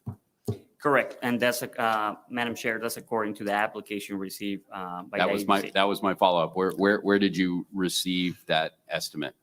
Madam Chair, we received those numbers from the applications submitted by the company for this program. That's all I wanted. Thank you, Edgar. I appreciate it. Thank you, sir. Okay, commissioners, I don't have any other lights. Can I entertain a motion? Motion to approve. I'll Motion. second it. Motion by Commissioner Smith, second by Commissioner Lober. Commissioner Zonka, did you want to comment, ma'am? Yeah, I'm going to support this because there's always the clawback feature. I mean, so Yes. if they don't do the jobs, then we can pull that exemption. So that's all. Yes, ma'am. Okay, call the question. All in favor, say aye. Aye. Aye. Opposed? Passes 4-1 with Commissioner Tobias in objection. We're going to move to item J3.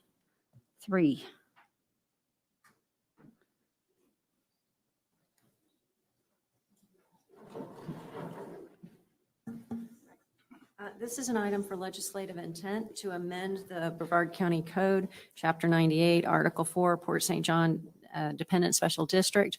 What you have in Port St. John is an extra advisory board. You have the Port St. John Dependent Special District. And in some cases right now, that those items for rezoning and comp plan amendments go to Port St. John, and then they go to the board. Some of them go to the Port St. John Board, then the Planning and Zoning Board, and then the Board of County Commissioners. This amendment, as proposed, would allow the Port St. John items for zoning and comp plan to go to the Port St. John Board, Planning and Zoning, and the Board of County Commissioners on all items. The difference would also be that if there is not a quorum for the Port St. John Dependent Special District, or they cannot come up with a recommendation, the item could proceed forward to the Planning and Zoning Board for a recommendation to the Board of County Commissioners. Commissioners, this was my request, just so that I would make the process move along quicker for people that were trying to build projects.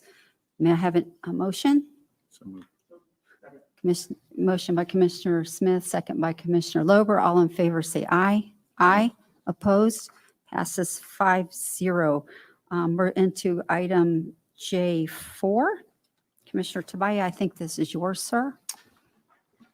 Thank you, Madam Chair. And I think since 1998, we've heard closing time, one last call for alcohol. So finish your whiskey or beer. Closing time, you don't have to go home. You just can't stay here. Section 6.3 of County Code limits alcohol sales between the hours of 2 a.m. and 7 a.m., except on New Year's, of which it's 4 a.m. and 7 a.m. This would deregulate alcohol sales and allow them within those hours of 2 a.m. to 7 a.m. This does not have any impact on municipalities. And after speaking with the sheriff, it sounds as though he is not in opposition. I'll say that again, since that had such a big impact on the previous one, that the sheriff is not in opposition to this. So please make your decisions accordingly. Deregulating the hours of sale of alcohol increases freedom for residents and visitors in unincorporated Brevard County. And I just want you to think about this. You are 3 times more likely to die in the United States from obesity, and yet McDonald's and Taco Bell is open 24 hours. So let's allow that same freedom to places that sell alcohol. So after discussion, I'd like to make a motion for legislative intent and permission to advertise the ordinance as listed in the agenda report. Thanks, Madam Chair. Yes, sir. I'm going to support this, sir, because I talked to the sheriff and he said it was good. So I was just going to have a little fun with you here, but yeah, I definitely talked to the sheriff and he said it was all go, so I'm comfortable with it. Mr. Lober. Just briefly, I'd ask for one change before supporting it. At the beginning of the text on the bottom of the first agenda sheet, just start it with unless otherwise prohibited, comma. I don't want someone to have some sort of an argument that this overrides private businesses' ability to negotiate leases that would have different requirements or more onerous requirements. So just adding the words unless otherwise prohibited, comma, I'll support it. Commissioner Smith. Thank you, Madam Chair. I just want to reiterate what I said last time, that it makes a lot of sense from the standpoint that if bars are open longer, that people will leave when they want to leave so that they're not all leaving at the same time. And so you'll spread out the people that may have drank too, what's that right word? Drank too much. That they won't all be leaving at the same time and won't all be on the road at the same time. So I think this is a great ordinance, and I'll second it. Commissioner Tobias, you did make a motion, right, sir? Yes, Madam Is it with Commissioner Lober's? May I ask our county attorney? Please. That's not a problem, the change. It doesn't impact the No. intent? We can insert that, no problem. Okay, then absolutely. Does your second still hold? Good. Okay, all in favor, say aye. Aye. Opposed? Passes 5-0. All right, we're going to move to item J5. Commissioner Lober, this is your one, sir. Okay, so with respect to this, the memo that I sent out yesterday outlined a couple different options. I do know that staff, at least within Brevard County, prefers to go the second of the 2 options. They think it's a cleaner, easier approach. And in fact, the second option, little b, be like Bravo, was the one that was brought up by the company in response to little a that was proposed. So what I had proposed to them was that we approve it contingent on the county being given priority as a lien holder, not first or second priority, because they have their SBA loan, they're going to get a bank loan, and then they're going to have a charter development corps that's going to provide them additional funding. That would be the first and second priority lien holder, respectively. So we would be third priority as lien holder over the subject property for an amount equal to value for the amount listed for the land acquisition grant of $362,600. Our lien, as I said, would be subordinate to the bank loan as first and the CDC loan in second priority. At the beginning of year 6, if the company has been and is still then in compliance with their agreement or agreements with the county and with NBEDS, we'd then go ahead and record a satisfaction of liens to go ahead and extinguish that lien. The other option, which was actually suggested by the company, and I'm fine with this, and I think the county attorney's office at least prefers this to the first, but I'd like to give the applicant the option of choosing either once they have a chance to go over it with legal counsel. They had suggested instead that the land acquisition grant simply not be dispersed until the beginning of year 6, at which time it would be provided to the company if they have been and remain in compliance with their agreements with the county and with NBEDS. I'm fine with either, but I'd like to move to approve it with the grantee choosing either of those two options. Thank you, sir. Mr. Post? Thank you, Madam Chair, and good morning, Commissioners. So this is a project that is another agenda item related to the prospect that we've called Project Freedom. It's known as Dark Storm Industries, a group out of New York State. At a recent meeting of the Board of Directors for the Economic Development Zone, which is the group that I report to, as you know, they approved a package and also a recommendation to come before the Commission. So today you have two actions before you that are being requested.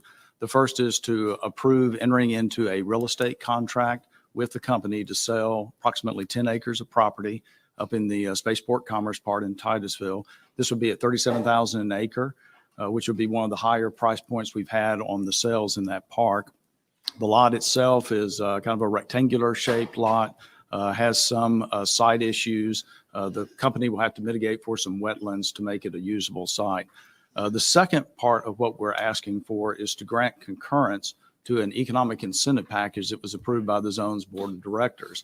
Per an ordinance that was passed the same year the zone was created, any kind of outlay and an incentive that goes above the $500,000 mark has to come before the county commission for concurrence.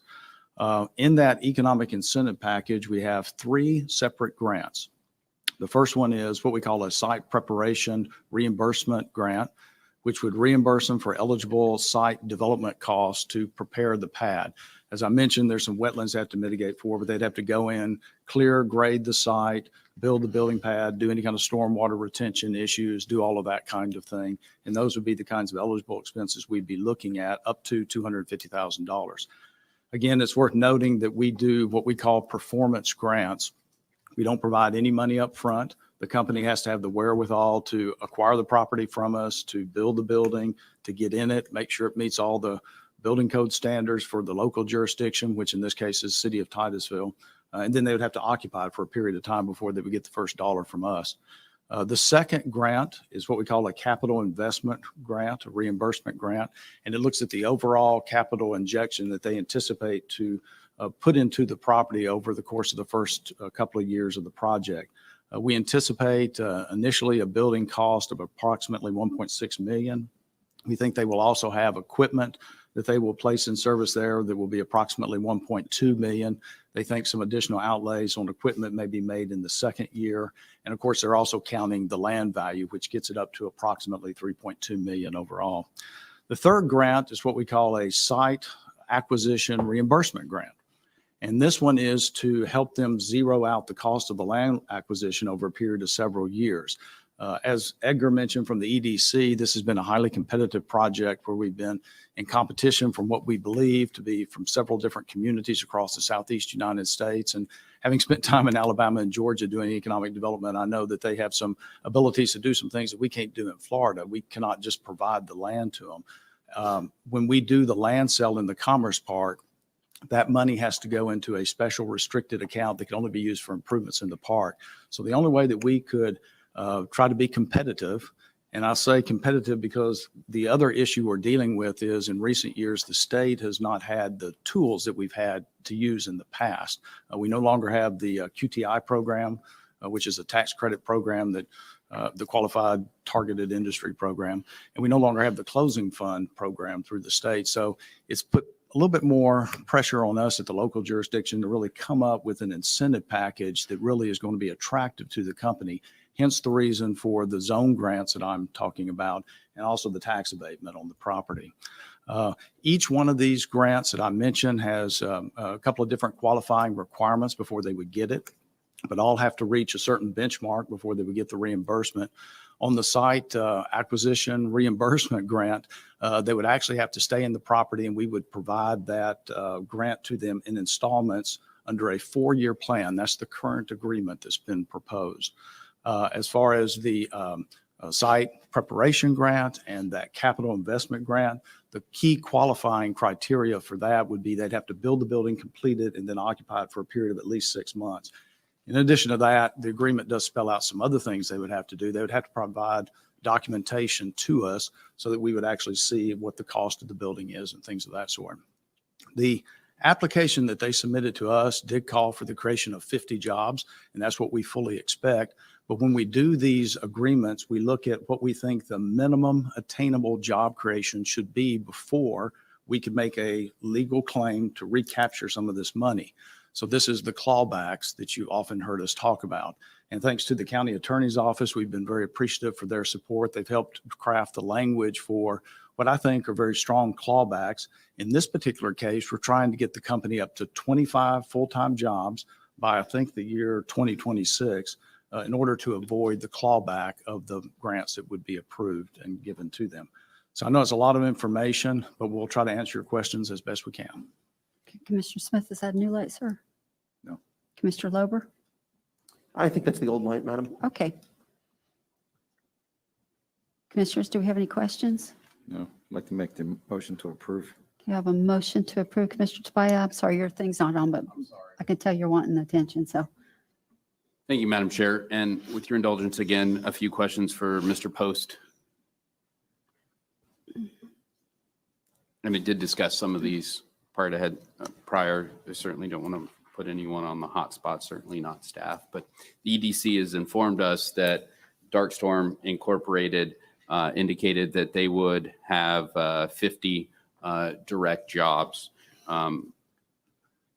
Is that fair, Mr. Post? That is a job goal that the company has put. They also put it in our application too. This is, Okay, of course. so perfect. That's all. Absolutely. Can you explain section 3.2.2 of this agreement? They'll be eligible for reimbursement of the purchase price of the property in the amount of whatever $360-some thousand, and yet only create 30% of those jobs, or 15. Is that correct? So for the site acquisition grant, we do have a chart. They're actually, well, excuse me, a table. There are 2 tables inside the economic incentive agreement for that third grant, the one you're referencing for the reimbursement of the site acquisition cost. By the time they get to the end of 2023, they would have to have at least 5 jobs there to be able to get the first of the reimbursement installments, which is $90,650. By the end of year 2024, they'd have to have a minimum of 10 full-time jobs there to get the next installment of the $90,650. If they didn't have 10, if they had 8, they would not receive the installment for that particular year. Okay, so I guess I over-exaggerated the 15 there. And for the remaining 500,000, I guess they would need 25 jobs. Is that fair? Well, this is a process that is ramping up. So what we have in the table that, again, we've worked with the company along with our county attorney staff to kind of craft something that would then get the approval of the zone board. Mr. Post, I just need a yes or no. Well, unfortunately, it's a harder question to answer because you have a ramping up to get to that 25 full-time jobs. We expect that by the year 2026. We recognize that it may take them a while to get their operation underway, to get the sufficient staff, but these are minimum job totals, so we hope that they exceed those. But again, they offered 50, contracts 25. What is the average wage of these jobs promised? We do anticipate it being 50,000, and I think that's in our agreement. Great. So, yes, sir. Is one of these jobs likely to be the business owner or one of the 2 business owners? It could, yes, sir. Okay. I looked at Chief Executive Magazine of a survey done in 2018, 2019 of similar revenue sized companies. They said the average CEO made $417,560. Now, adjusting for CPI, that puts it in today's dollars at 470,000. So this is the following question. If that individual makes $470,000 and they create 14 other jobs at a $10 minimum wage, it's going to be $10. That would have an average minimum wage of $50,000. So in other words, they would have created 14 minimum wage jobs and yet have an average of $50,000. Would they still be eligible then for many of these incentives after creating 14 minimum wage jobs? Well, we will be tracking salary and wage information, that's for sure. I do not know what the CEO will be paid, but we will be tracking Help it me just here. to see what the I annualized think wage you do a is. darn good job at tracking. That wasn't my question. When you don't answer a question, it's probably you don't like the question. So the question, and I'll repeat again, if the CEO makes $470,000 and he creates, or she, I don't know, 14 jobs at minimum wage, they get over that $50,000 threshold of 750, which is 50,000 times 15. If he or she is paid the average, according to Chief Executive Magazine, would they then be entitled to receive the incentives for creating 14 minimum wage jobs and the 15th being the CEO who makes just the average salary, according to Chief Executive Magazine 2018-2019? Well, I do appreciate the question. I do understand it. And I'd have to probably confer, I guess, with the county attorney's office to see the calculation, but it is conceivable that that would probably do the trick. Of course, we do hope that because it's a very competitive market, that paying minimum wage would not attract the workers. I hope to win the lottery each and every week, yet it just doesn't happen. Madam Chair, may I continue? Guys, you put lipstick on a pig here, and I could go over the many, I have a whole line of questions on good faith, but clearly there's not any good faith here. The company's promised 50 jobs, yet we have markers far less than 50 jobs. This incentive package, understand, is almost $1 million. And yet we could have as few as 15 jobs, and we've just been informed it could be as little as 10. Yeah, guns are cool, but do we really want to hand over this money? And think about the other areas that are the other municipalities, the other government entities that are hitting. Heck, we just authorized the EDC to look at tax abatement. Commissioner Zonka has talked about handouts. This is nothing more than a handout. They pay for the land and then we reimburse them. I would love to buy a Ferrari. I can afford a Ferrari right now if I know Brevard County is going to pay me back in 4 annual installments for said Ferrari. This is nothing more than a government handout. And I could go into the good faith, but there's really not a point. I think this puts us in a really tough position. Again, they promised 50 jobs. Our agreement is a small fraction of that. So Mr. Post, I appreciate it. You presented it extremely well. But if you would like to contradict anything that I just said, by all means, please feel free to do that.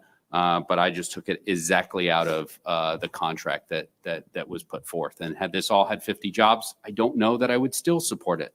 But again, since it's as few as 15 and as much as $1 million, I just don't think it's probably the best direction for county taxpayers. Thank you. Commissioner, I'm sorry, so it's called Commissioner Post. I'm trying to do better than Misters. These are $50,000 a year jobs? That would be the average annual wage that we would track over the jobs created for the period. Okay. So Well, that's $24 an hour. So it's not bad. What I like about this is one, they're going to relocate from New York. And I know we're still competing because the Panhandle is actually very aggressive with this. But from talking to you, and I sit in those board meetings, Alabama, Georgia, Carolinas have also been trying to make place for this company as well. And I got to tell you something I love is it just came out that Brevard County is number 2 in the nation as far as economic growth. And commissioners, I think it's because of a lot of the things that we've done over the time period of maybe help stimulate in some of the economy with incentives. Now, I like that this does have clawbacks in it, but I think we've made some pretty good decisions. And I think the state of Florida is actually doing very good compared to the rest of the states. Brevard County, we're rocking it out. And so what I like about this as well, I mean, we've been trying to get diversity, but I mean, face it, District 1 and 2 is still very heavily on the space.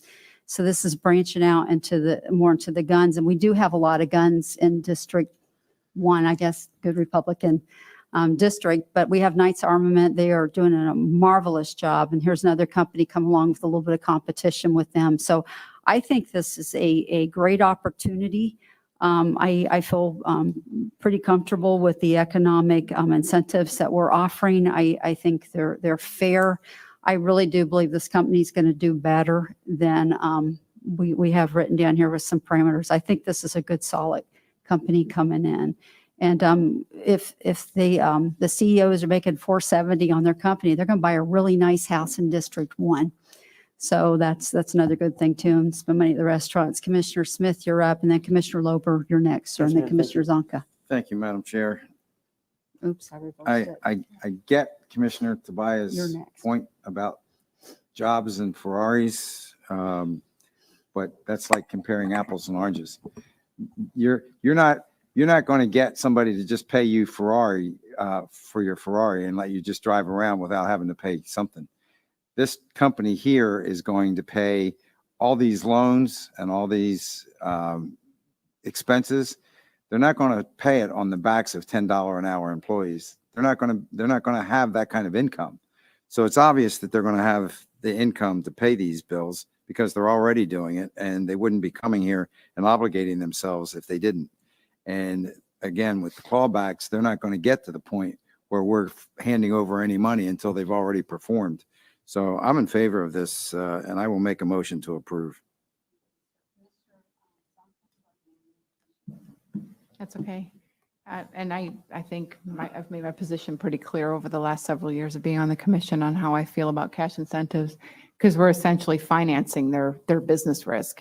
Because regardless of whether or not they borrow this money from the bank or they borrow it from, their buddy or whoever, any investor, we're essentially paying them back for their investment. And I am never going to be okay with that. Tax abatement's a different bargain because that's what voters voted for. And I believe that, that is our open arms saying, welcome to our county. We're going to try to help you out starting out. But to pay somebody back for land that they're purchasing to build their business on and to pay them back for their equipment I want this deal. I mean, I want to, anybody interested in opening a business, because really, I'm sure if this criteria went out to bid, hey, come build your business here and we'll give you back almost $1 million after a few years of 50 or less jobs. It's a pretty sweet deal. So I'm not going to support this. Commissioner Lober? Yeah, if I can just have a little bit of leeway, Madam Chair, I want to kind of go back and forth on this a couple times because I think we can get this to work. Commissioner Smith, would you just humor me and withdraw your prior motion? I'm going to propose another one. I'll just tell you, doing the math, if you keep it the way that it is, you're not going to have Sure, votes. I'll be happy to hear what you have to say. Okay. Well, what I would propose, if you withdraw your motion, and if you don't, I'm not going to support it, two things. The first that we introduced this item with, as far as giving the applicant a choice, which it didn't sound like they were opposed to, between either having us serve as third priority lien holder for an amount equal to the value of the land acquisition grant, so $362,600. I already discussed lien priority and the conditions for that. Give them that choice, or we can simply wait till the beginning of year 6 to disperse the funds. Then we don't have to mess with liens at all, whichever their preference is. I would still insist that they choose one or the other of those, noting that I think their initial preference was for the second, and also that our staff's preference was for the second. The other thing, based on what Commissioner Tobias had mentioned, I think there's a way to address that without killing the whole package here. We say that the CEO, the president, or the equivalent administrator, if they give the person another title, that their salary not be factored into wage calculations for purposes of determining compliance. But I do think we should allow it to be factored into the number of jobs created and counting as one of the required jobs created. I do want to say, though, I agree when it comes to the capital investment reimbursement and some of the other grant portions. The clawbacks definitely appear to be reasonable.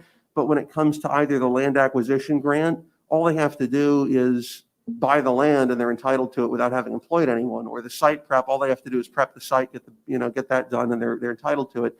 I think having these two conditions, one, having them choose either A or B from what we discussed earlier with the conditions that were laid out, as far as either going the lien route with third priority or alternatively just waiting till year 6.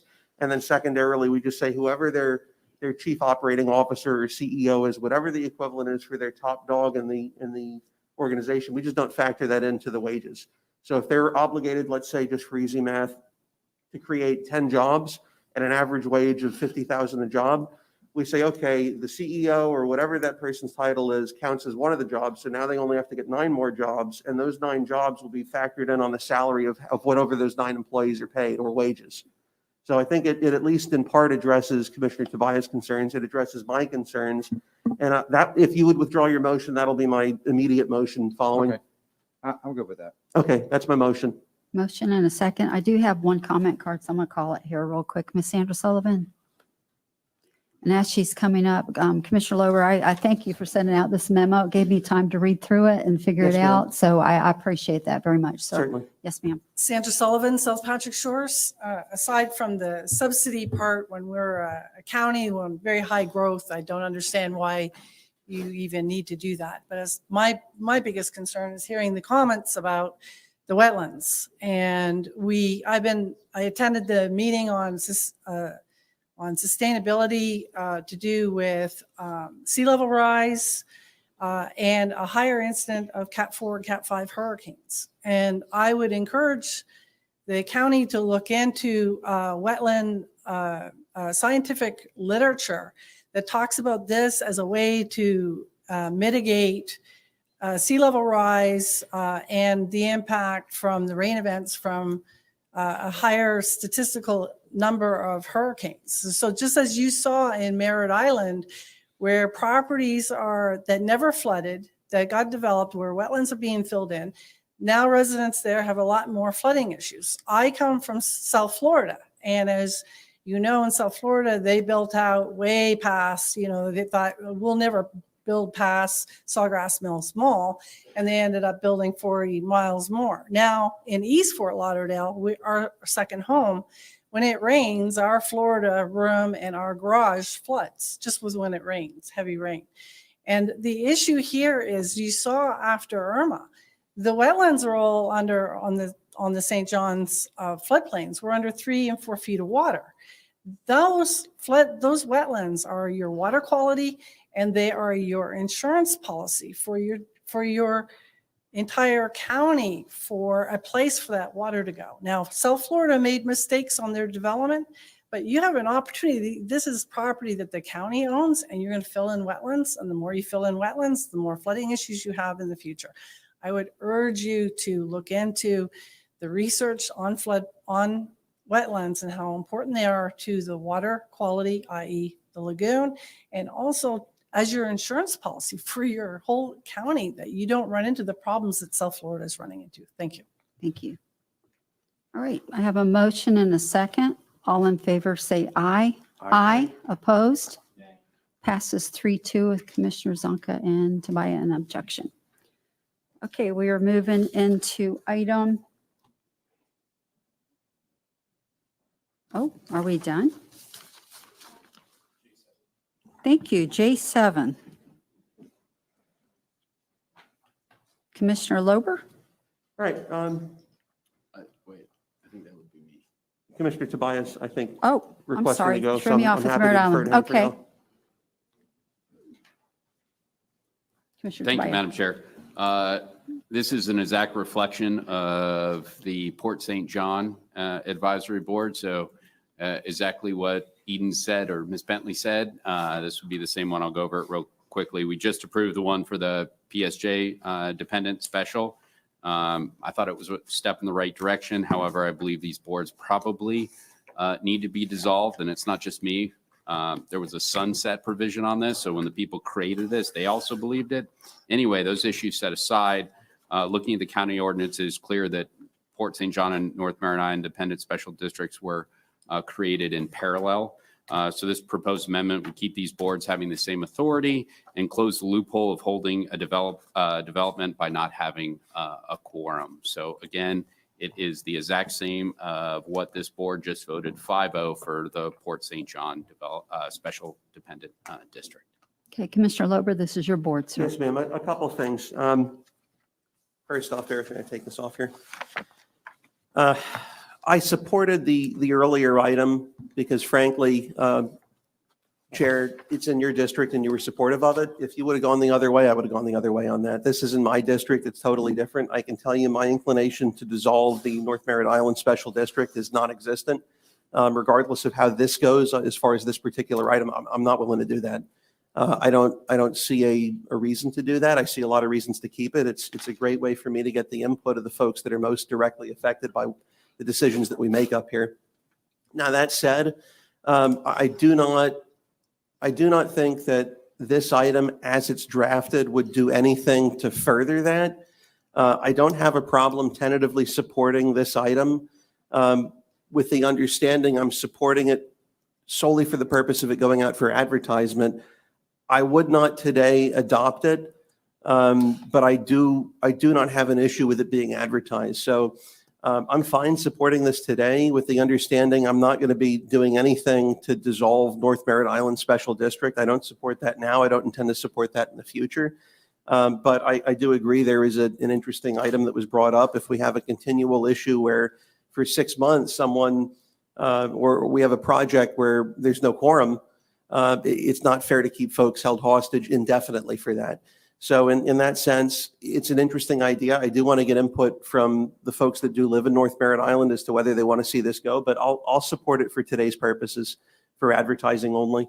Okay. So do I have a motion? Chair, motion for legislative intent permission to advertise ordinance as attached in the agenda. I'll second it. I have a motion and a second by Commissioner Lober. Commissioner Zonka? Yeah, I would just ask that when you bring the item, I would like to see, I mean, I can ask for the same information, but since it's your item, I'd like to see the attendance, the number of meetings that were canceled, like all that information if possible. And the listed board members, because I believe that there's many that are on both boards. Madam Chair, and yes, I'll get that information, but a cursory look showed that North Merritt Island does much better job showing up than the Port St. John. So the issue is much larger at the Port St. John. Hence, that's the reason why we had Ms. Rosenka here instead of a regular zoning meeting in which I could dress like a character. But supply both. maybe. yes, absolutely. Thank I'll you. bring that information. Okay, I have a motion on the table and a second. All in favor, say aye. Aye. Opposed? Passes 5-0. I have 2 public comment cards. I'm thinking it's Art Hitch and then Ralph Livingston.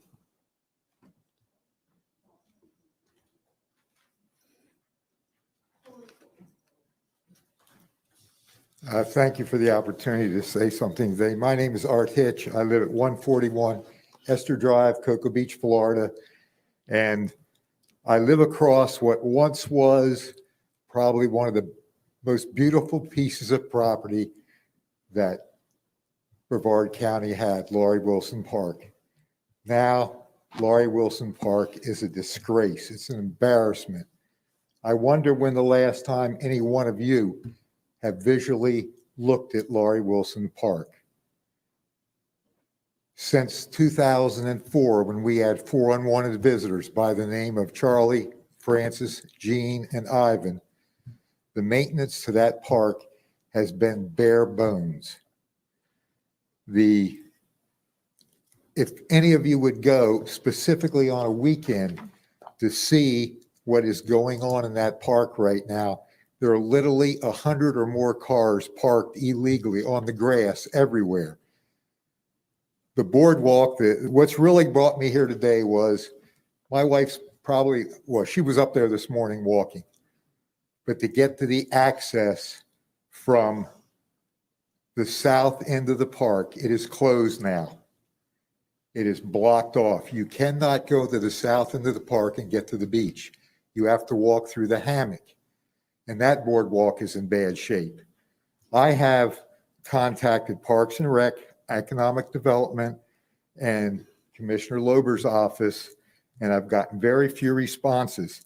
The only response that I've gotten so far on this park has been from the supervisor, I believe his name is Terry Lane, who explained to me that there is supposedly a plan that they just did 3 entrances on the north side of Laurie Wilson Park, and they're beautiful, but they left the south side alone.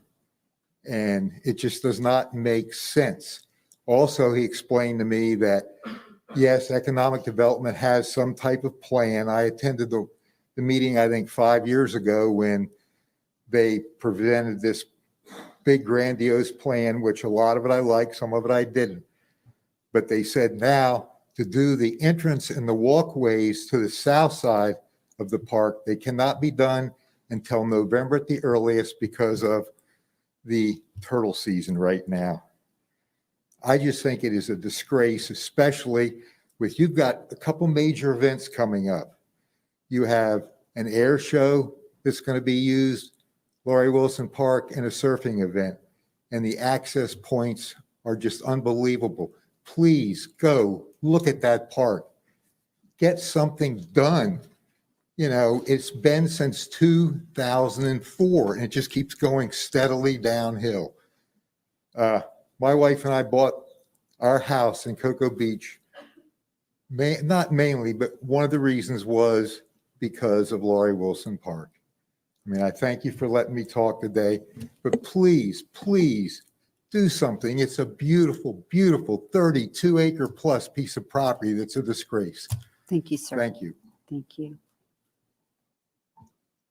Madam Chair, just a couple thoughts with respect to that. First, I do want to say our funding doesn't control law enforcement response to cars parked illegally. We could put $10 million into the park today, and if people still want to park illegally, there's nothing we can do about that. If there are folks that are illegally parked in a city, I would suggest calling the city's police department. If it's in the county, I would suggest calling BCSO. As to part of the or some of the walkway to the beach access being closed, that's probably because we're in the process of repairing or replacing at least one of the walkways. I think it was maybe 6 months ago, I'm just going off the top of my head here, that we allocated 7 digits specifically to replace the walkways in that park and to better it. So it may well be that the reason that there isn't an accessibility at present is because they're doing work specifically to improve it. In fact, when that came up, I tried to ensure that we had adequate funding go to the park to ensure not only that we did the bare bones minimum, but that we put in a synthetic instead of a natural wood product so that it would last quite a bit longer, and also in all likelihood be a little bit safer. You're not as likely to get a splinter from a piece of plastic as you are from wood as it deteriorates. So yes, it may have been since 2004 that there have been other substantial investments into it, but I know we had 2 times in short succession that we allocated 7 digits to that park in the past year or so. I think another one, as I recall, there are a ton of parks in D2, but I believe with that park, we also allocated some money to replace one of the pavilions, I think on the east side, but I may be misrecollecting that. But I can tell you there is money that's been allocated to it recently, millions of dollars. And frankly, it's something that it just takes a while to get through the government process of finding a contractor to do the work. It's bigger than we can do in-house, as I understand it. I don't know if Jim maybe has a better idea in terms of the status of those repairs. I apologize for putting you on the spot, but I know it's something that we've already approved.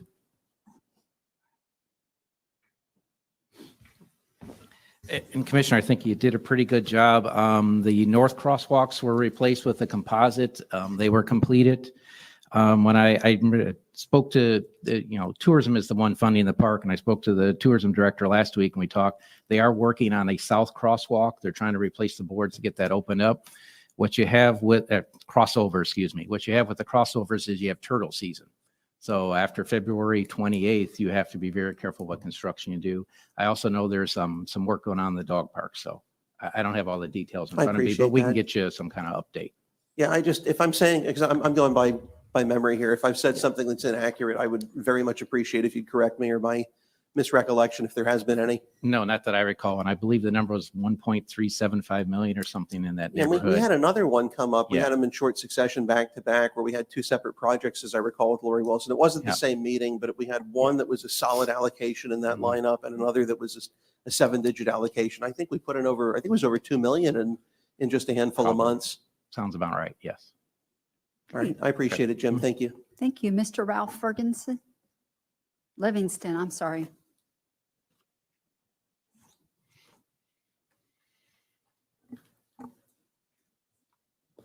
Hello, sir. How are you today? Good You morning. stayed with us to the end. Nervous. My name is Ralph Livingston. I live at 800 North Fisk Boulevard, apartment 403. I wasn't expecting to come up here and speak today. Again, I was going to say the Lord works in mysterious ways, just as it did the last time I was up here nearly a year ago. I'm here to speak about the administrative order that's in place that decides the volunteer coaches.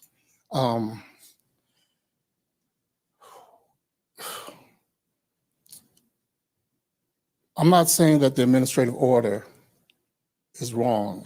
It's great. The people that I've spoken with, we all agree that it's a perfect tool. We're just, in my own words, asking that it be tweaked somewhat. I was just on the phone yesterday with Alex Goins and Mr. Anthony Blunt and Michael Blake, and they're all, what we're trying to do is get on the agenda. I came here today to try to find out how to get on the agenda, and I was told that I had to ask in person to do so, and I wasn't expecting this. So that's what I'm here to do. I came here last year, nearly a year ago, and really, spoke about the type of person I am. I'm still that type of person. Currently, I'm still raising 5 grandchildren, ages 7 to 12. They're all at Vieira Charter Academy right now.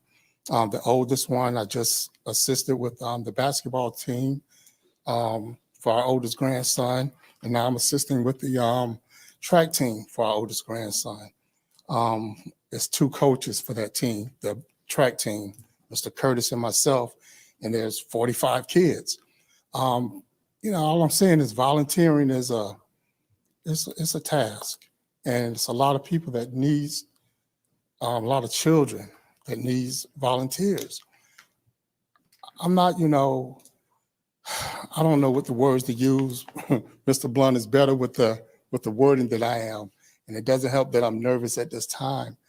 But that's my main goal today, was to come here to find out how can we get on the agenda. And the people that I named earlier, along with several others, want to be able to come and just talk about how can we adjust the administrative order, not make any changes, because we don't want people who are abusive to children, who are drug dealers, or, a problem to society, who hasn't worked to better themselves to be around our kids, but to somehow help those who have changed their lives to help our children. So I'm asking, can we get on the agenda in some way sometime next month for the evening hour, which fits a lot of those people's time frame. I hope I'm doing this the right way. Excuse me. You did great, sir. I didn't even hardly know you were nervous at all. I am.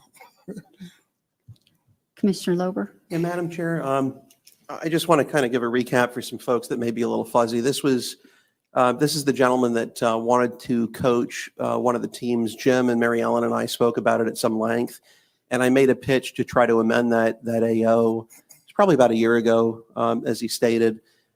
He had some really fine individuals essentially vouch for him, for want of a better term, say that he's turned his life around. He's a good guy, productive citizen. I don't doubt that. I was happy to look at tweaking the AO then. The only reason I haven't brought it back is because I think it was essentially 4-1 I was shot down. If I have reason to believe, if you all are willing to hear it again, I'll add it on as a D2 item, but I just didn't want to bring back the same thing without the situation having changed or some new information having come to light. I would still support making the changes I proposed a year ago, but if you all are in the same spot, I'm not going to add it if there's no reason. But if you all want to hear it again, I'm happy to add it. I still think it's a good idea.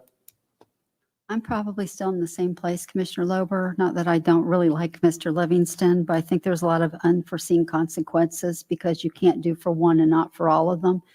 And I think that would greatly raise the liability with the county as well.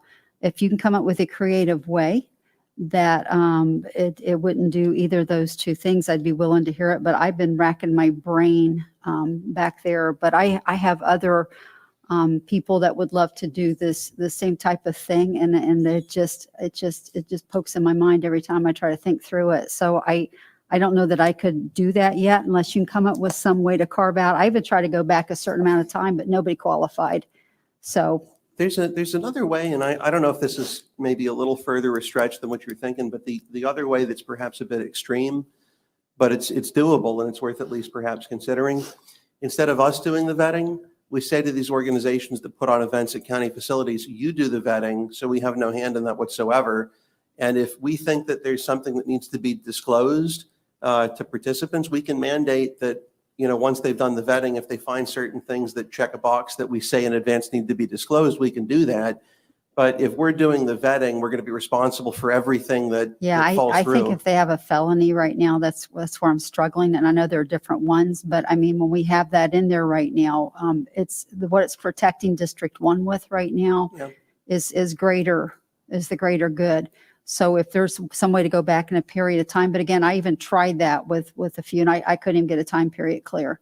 So as of right now, I'm probably not in that place unless you send out a memo with some great idea, and we can figure that out. But just for the unforeseen consequences and the liability. Yes, ma'am. And I believe you're a wonderful person, but this is what I'm struggling with, and I've really tried. So, Commissioner Zonka. Yeah, I'd like to talk to staff on what our legal parameters are, but I'm definitely open to the idea of, because I think everybody's redeemable. Now, where I usually have issue with is crimes involving children, because I don't know, I mean, there are certain crimes that I don't know that anybody could be not forgiven for. Everybody deserves forgiveness, but I don't know that that's something. I've read too many science and psychology articles to make me comfortable with crimes involving children, but I'm definitely at least open to the idea of looking at it, for sure. So I'll talk to staff myself, see if. And Madam Chair, if Commissioner Zonka sees something where there's some willingness, if she wants to add it as as her item, I'm still where I'm at. I'm happy to support anything that's reasonable that would, put folks that really have rehabilitated themselves in a position where they can contribute to the community. Okay. So again, and I understand where y'all are coming from, but if let's say there's some crime involving, I don't know that it would be a felony, but let's pretend it is just for sake of argument here. We have someone that has a building and they're required to leave the door unlocked during certain hours, and they didn't do that. And there's a fire, and God forbid someone gets killed as a result, and they get charged with something, and it's a felony, whatever that might be, and they get convicted. Does that therefore mean that they're a danger to kids in coaching softball? I don't really see the link. But how to draw it up and where to draw the line, I don't know specifically what a perfect way to do that would be. Yeah. I think if we change it, we're going to have to change it with the best of intentions and try to write it as clearly as we can, but I can't promise you perfection on it. You're going to have to work with that with me. Like through the years, there was this one gentleman, about 10 years ago, and his looked like his was a felony on X, Y, and Z, because it was really involving kids. But as long as he got those charges, they didn't do the other charges. And if I hadn't known the circumstances, I wouldn't have known that a 13 and 14-year-old girl was involved, and the parents just didn't want to drag it through. So we're going to have to figure that out. Not you, but we're going to have to figure that out, because I learned early on the way the legal system works and how they plead less and then other things never come up. So I don't know how to frame that. But again, if it's something like that, if there's a way to frame it, I'm fine with that. But that's my hesitation, because I will always err on the side of the children, always, every time. And sometimes it disqualifies us from things we've done, but I will always err on the side of kids. So that's just my thought, Commissioner Lober. And if we can think of something to frame that, again, I've tried. If you think of something, so that's just my thought, but not you. I like you. Okay. Thank you. Thank you, sir. Okay, I think we are ready to move to board reports. County Manager? Commissioners, you had a board workshop scheduled for April 15th. At this time, we don't have anything to do on the 15th for that workshop, since the board gave direction at the prior budget workshop that we had. So we can cancel that workshop if the board's good with that. That's good, board? Okay, I'm sorry, Ms. Sullivan, I do have one more. I had put you in after you spoke at the other one. Ms. Roop, I don't think I have another one on you. You did already, right? No, it's the issue that came up about dissolving the board. Well, I'm going to let you, I'm sorry, ma'am. I'm going to let you, we didn't dissolve it. Is that good? No, I understand that, but I'm still not. You can come on up, and if you would, just make sure I get the correct card in afterwards. Ms. Sullivan? Sandra Sullivan, South Patrick Shores. As you know, we have a manatee mortality event and a sea turtle mortality event that concerns many of the Brevard County residents. The concerns I have is I watched the Save the Lagoon meeting, and I had fully expected that they would address this. And so I just want to read here what was approved when the referendum for the Save the Lagoon. To restore the Indian River Lagoon through financing, planning, constructing, maintaining, and operating capital improvements and capital maintenance projects and programs designed to improve water quality, fish, wildlife, and marine habitat, remove muck, and reduce pollution. And so there's been some testing done on the manatees, and they find for the number of years, they have higher levels of herbicides, the Roundup chemical. And so I expected that the Save the Lagoon meeting would discuss something when you have the organisms of the lagoon being impacted. Obviously, there's an issue there. You know, you want to explore what it is. Have they talked to Fish and Wildlife Service or Fish and Wildlife Commission? No.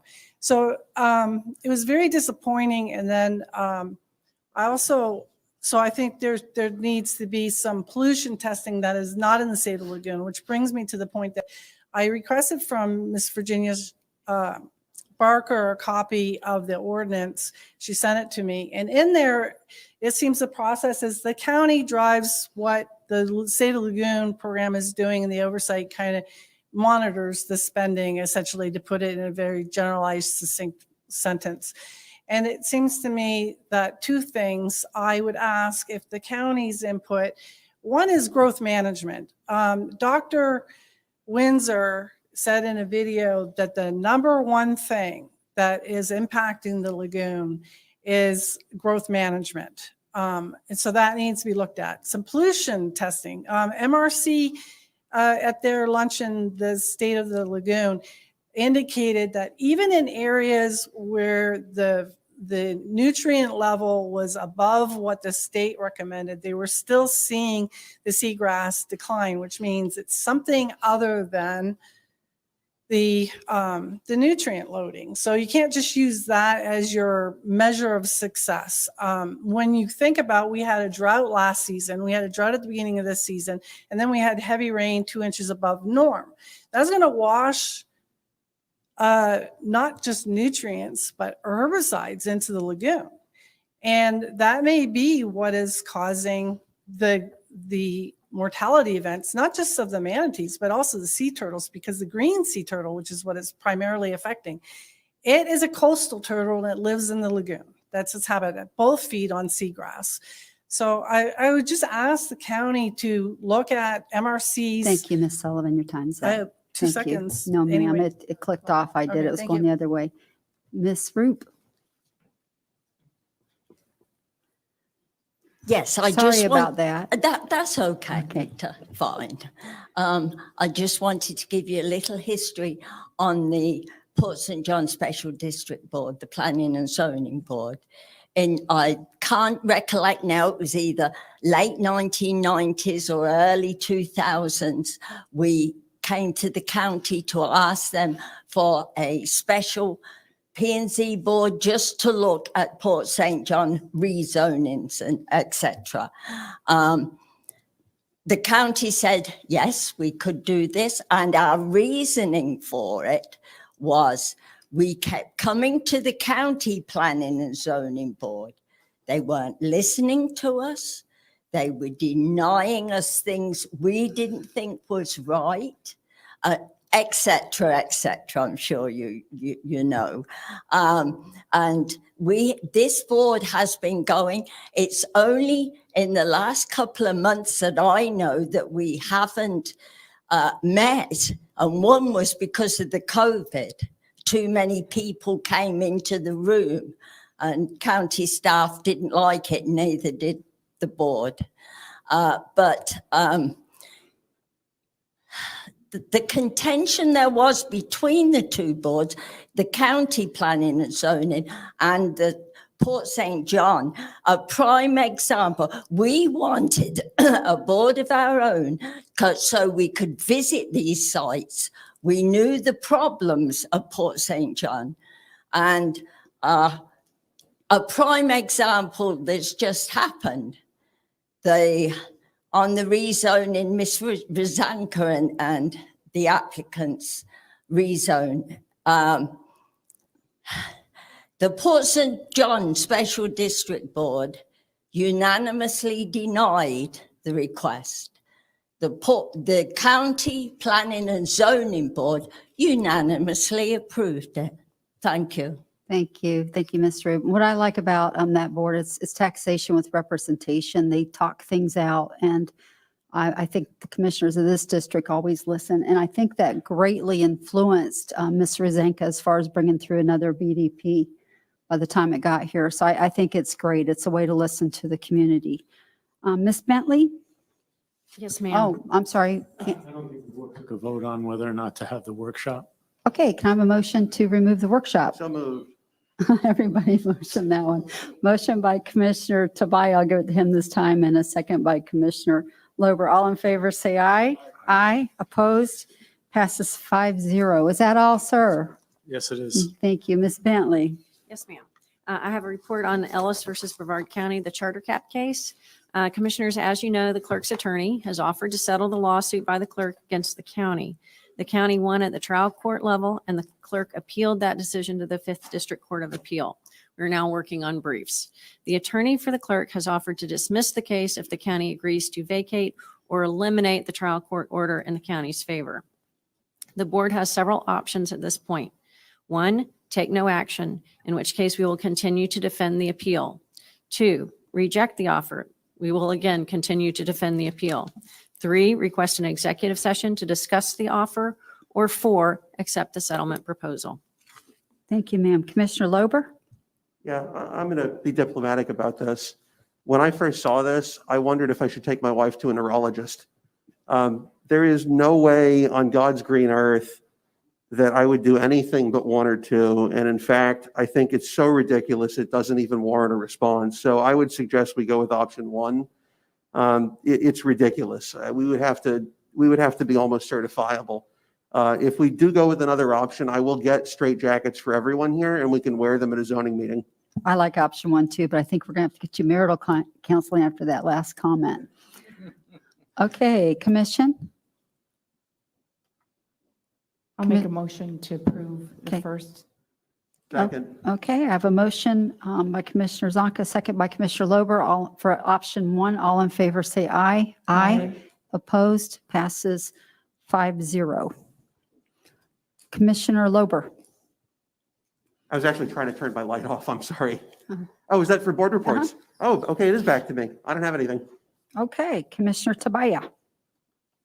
Thank you, Madam Chair. And the 13th isn't that big of a day, and neither is Friday, but when they align, that's a big deal. Well, we have an alignment that's taking place today that I wanted to make mention, and that's on Taco Tuesday, as well as it's National Chip and Dip Day. Not to be confused with National Chips and Salsa, because there's also that day. That one I celebrated February 24th. So just wanted to point out, happy National Chip and Dip Day, Madam Chair. And National Green Tie Day. And Taco Tuesday. Madam Chair, may I ask Commissioner Tobias a very brief question on that? Oh, most certainly. Are you getting tacos today, sir? Immediately upon adjournment. Good man. All right, thank you. Okay, Commissioner Smith? Thank you, Madam Chair, and I'll make this quick so Commissioner Tobias can feast. I received a phone call. Well, my board report today is going to require a vote by this board if I can get a second. I received a phone call from a man named John Holliday on Friday. He goes by Doc Holliday, and he is affiliated with Friends of Army Aviation, FAA.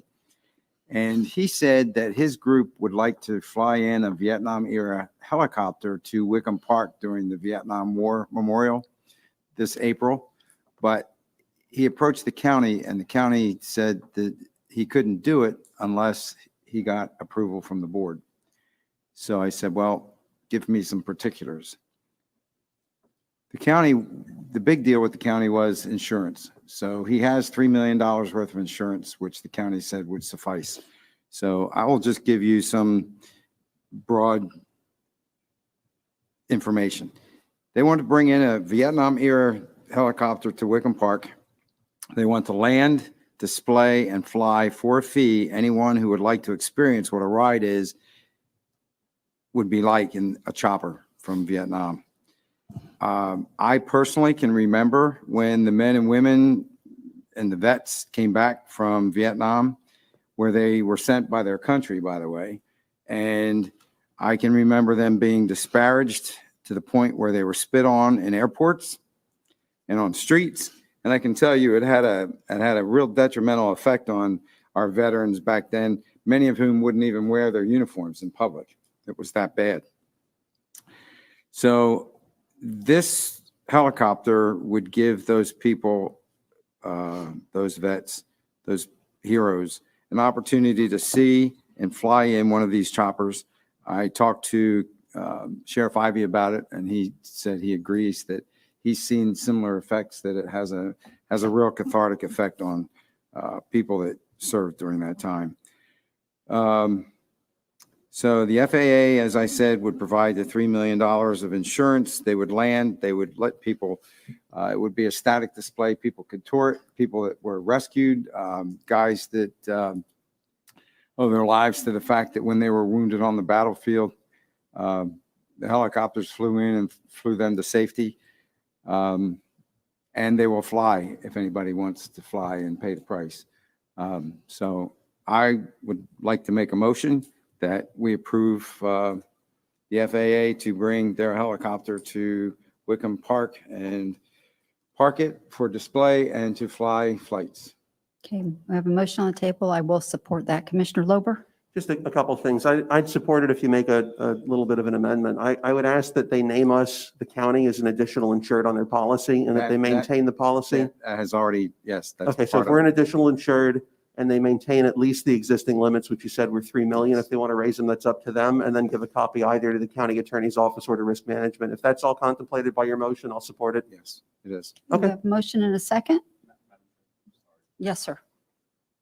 Commissioner Smith, thanks for bringing this forward. My question would be, why was our initial negative by the county? Is there an ordinance or is there a policy that doesn't allow you to? Well, there is some wording that would prevent it. And the other issue was the liability. Madam Chair, is it an AO? Is it an ordinance? It's the parks had a policy, and in this case, it related to the fact that they were going to be flying the helicopter in and out during the actual presentation, which is something that the Parks Department has not allowed in any situation where you're actually going to have the public there during the times of it going up and down. That pretty much was the reason Parks was remaining consistent in how it applied it across the board. Correct. Madam Chair, Commissioner Smith, can I give you some homework? If we are going to make this change, this organization may want to come back next year or the year following. Would you bring forward a change to that policy that gets it in alignment so they can plan ahead and don't have to come through the board Sure. next time? And that's a good point. And to the point of them flying, they do this all over the country. And they provide a landing area, they rope it off. And so. And if you put all those safety, those liability parameters, you wouldn't have to wait, Yeah. or they wouldn't have to wait to come to the board in order to Good point. do this. I certainly will support it, just to be clear, as long as they meet those minimum standards. I just don't want another, local yokel to come down and want to start landing helicopters, but not take those same precautions. Yeah, and I think it's important that the wording, and I'll work with Eden on that, but I think the wording has to include that. Wait, you're passing the homework on Eden already? Yes, Wow. yes. I learned one thing in my 40 years in business: you delegate. Eden's not even a healthcare attorney. Do you know that? No. No, I did not know that. Okay, I have a motion and a second. All in favor, say aye. Aye. Opposed? Passes 5-0. Is that all, sir? Yes, I'm done. Thank Vice you. Chair Zonka. Okay, I have one thing. This has been the coldest meeting I've ever sat through in my life. It is so cold in here. On that, I will call this meeting adjourned.